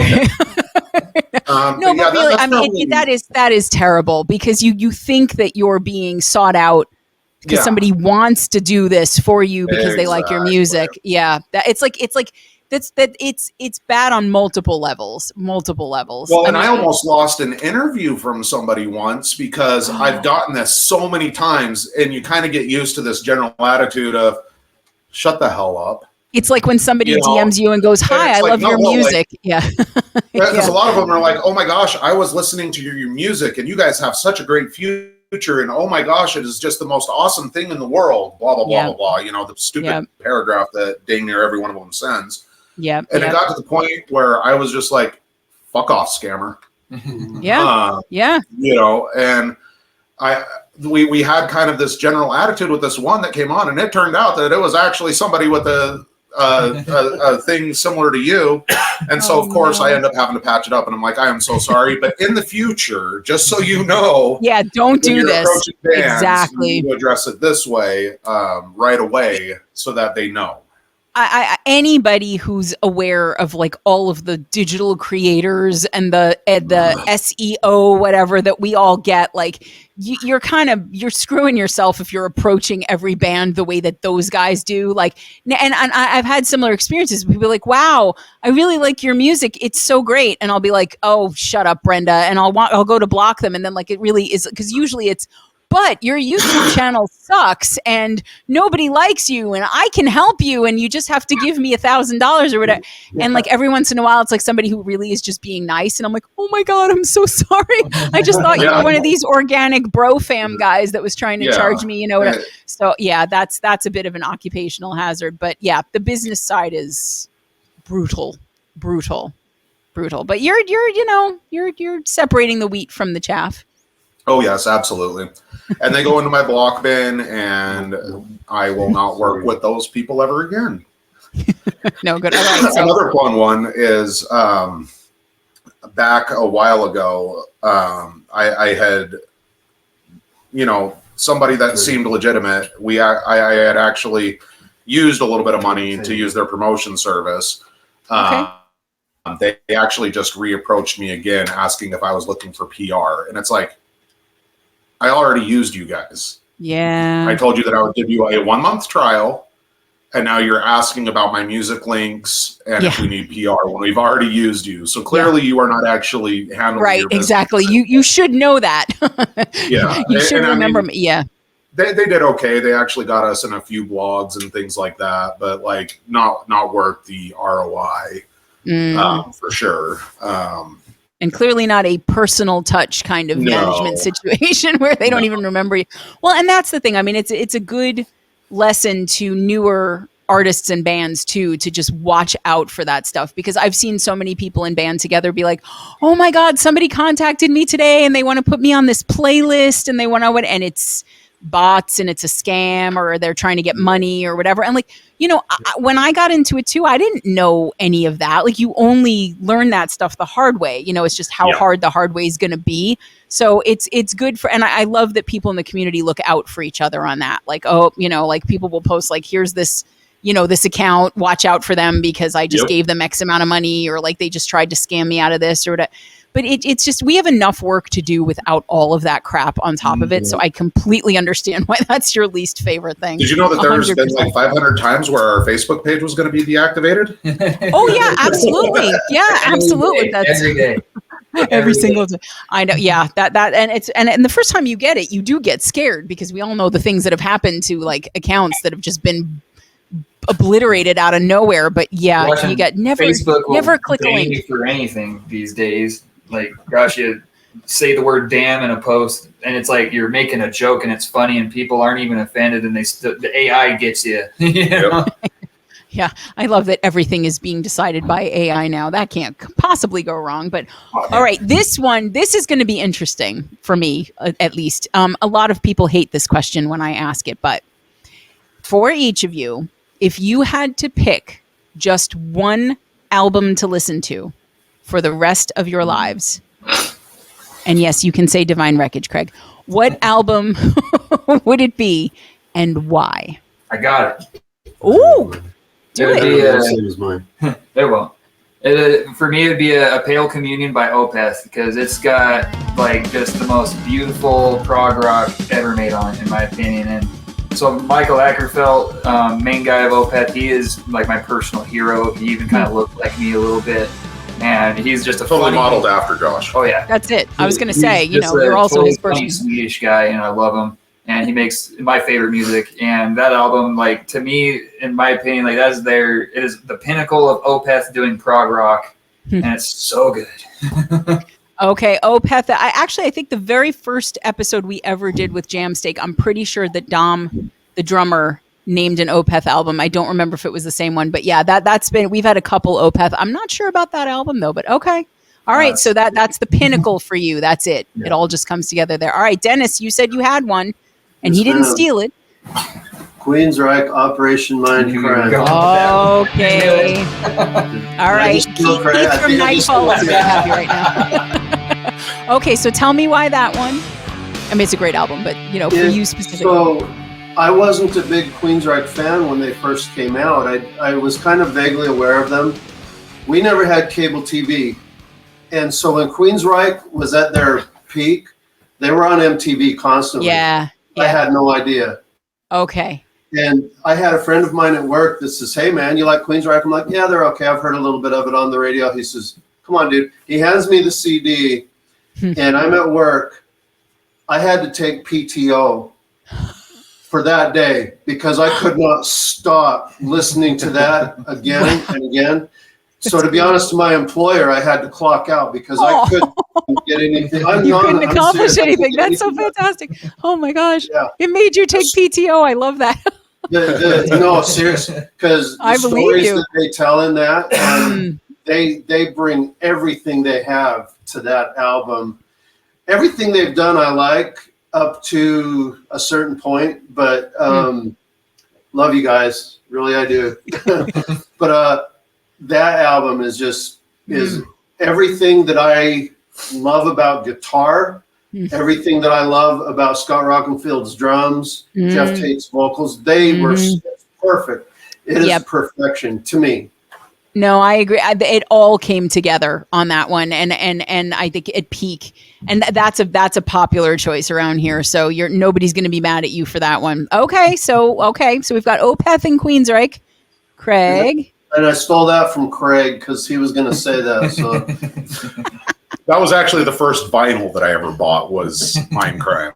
That's a lot better than the first vinyl I ever bought, but I'm never telling anyone what it was. Gosh. See, I had it, and mine came quickly too, but it's a double, and we don't want to do repeats. You can. You may choose another. You may choose another one, but which one were you going to say? Was it Dennis's? It was actually going to be Mind Crime. Okay. Okay. Well, assuming I'm you're gonna all have to go hanging with out my on the runner-up. desert island together, you get to listen to that one too. So you can pick a second one. So what do you think? I am going to go with Rush 2112. Classic. Reason why is I have always believed that. I mean, obviously, it's a well-produced album. It's well-written. The music, it's Neil Peart freaking on drums. I mean, and he's not even human. You've got Geddy on the bass and vocals, and I'm pretty sure that he has a robotic hand because I've seen the tabs for his bass. And then Alex on guitar. I mean, it's a trio of gods. It's the Godhead. They're aliens or something. They're musical perfection. And I have gone to see them live, and I mean, they play as good live as they do on their That's what I've studio heard. stuff. I mean, That's what I've heard, which is astounding because a lot of cover bands will be like, we can't cover Rush. That's all studio stuff. And it's like Rush can. So what were you going to say, Josh? I was just going to say, like, the best part is no one's figured out how they did it, but they somehow got a stack of washing machines to sound exactly like a stack of amplifiers. That's a Rush joke. But beyond its musicality, I've always believed, and it was actually why I wanted to choose Mindcrime, that songs are meant to tell stories. It's not that's one of the reasons why I don't like, no offense to hip hop artists, but the only ones that I really connect with are the ones that are being real and telling their stories. The ones that are all talking about the bling bling and the freaking, fast cars and all that. I just can't relate to any of that because you're just bragging. But with like Mindcrime, it's a complete story. With 2112, it is a complete story. Right. And it sucks you in a way that I feel music is supposed to suck you in. Yeah, that's it. And I love concept albums, like when the entire thing is a complete concept. It's just, it's an amazing thing, and 2112 does that. I love that all three of you picked albums that I knew. Sometimes people are like, "Oh yes, it's like Cough Monster by Fartwad," and I'm like, "Oh, hey, that's my favorite album. But everyone in the chat is like, "Oh my god, I love Fartwad," and I'm just like, "I don't." Yeah. Did she say Fartwad or Fartwad? Because there's a difference. Fartwad. I said Fartwad. Don't you know that album, Craig? Oh my god, I can't believe you don't know I that was album. Maybe I'm dumb, but I was actually surprised that you knew Opeth, because I would not have a year ago, but I have learned, and it's funny because when Jamsteak was the first show we ever did, and I was like, Opeth, I didn't know them. And they sent me homework and I listened and I was like, okay. Yeah. And it was like where I started to realize that I could like other kinds of music that I didn't even know existed at the time. So that was for me too. I was on like a serious, like almost entirely death metal kick at the end of my high school years. And my friend Tanner showed me Opeth. And they have their song, The Grand Conjuration. It starts off, soft with, undistorted, clean guitars and, almost quiet, barely above the level of talking, singing. And then it goes into the next part of the song, which is death metal. And I'm just like, holy crap, this is amazing. And the head goes, yeah, I totally hear you. I hear you. All right, men, we have covered a lot of territory today, and happy stuff, fun stuff, funny stuff, and intense stuff, sad stuff, cry stuff. But none of it will remotely measure up to this last question, because it is the question of questions, and it is the main thing, and it is what this entire interview has been leading toward. And I need honesty here, complete honesty and clarity. And I am thinking we're going to get a hat trick, but we will see. So, all right, Craig, this is it. You've been hearing this question for almost a year now, and now you're going to have to answer it. So, all right, 3 Bravo. Your toilet paper roll, when you put it on the holder, does the toilet paper come from over the top? Do you pull it out from under the bottom? And why? You leave it off the roll where there's like one scrap of toilet paper left on the original roll, and then you just put the new roll in the sink next to it. Okay, Josh is an other. That okay. I will get into the categories in a minute, but all right. And I know Craig wants to be the last one to answer this. So Dennis, I will fight and die for this. This is the hill that I will die on. Over the top, people. I knew It's just so easy. It's how the patent was made too, by the way. Come on. you're familiar. So for my dad, what he's saying is beards are cool, mullets are bad. That's right. Okay, so we have an other and an over. Craig, Craigifer, Gregory. So, as a Marine, you eat MREs. Yes. Now the MREs, they come with the toilet paper. Oh my God. However, there is not much. Okay. So what you must do is tear a hole in the middle and stick your finger through so that you can take care of business, and then use the little bit to clean your fingernails. Oh my God. Is that really true? Is that really No, true? it's not true. It's a story. Oh my God. But I had to get that one out. Okay. I was like already like there's toilet paper with the food and I was already upset, and then that was just the worst. Oh my God, no matter what you say now, it's going to be better than that. So what do you actually do that is not that horrible image that I will never, ever be able to get out of my head now? In our house, it's actually pretty common that nobody ends up replacing it after it's finished. So you have to get up and waddle over to get under the sink to grab a new roll. And once you have done that, what way do you do it? Over. No coercion. Or do you not have a firm, if you have to think about it, do you not pay attention to how you put it on?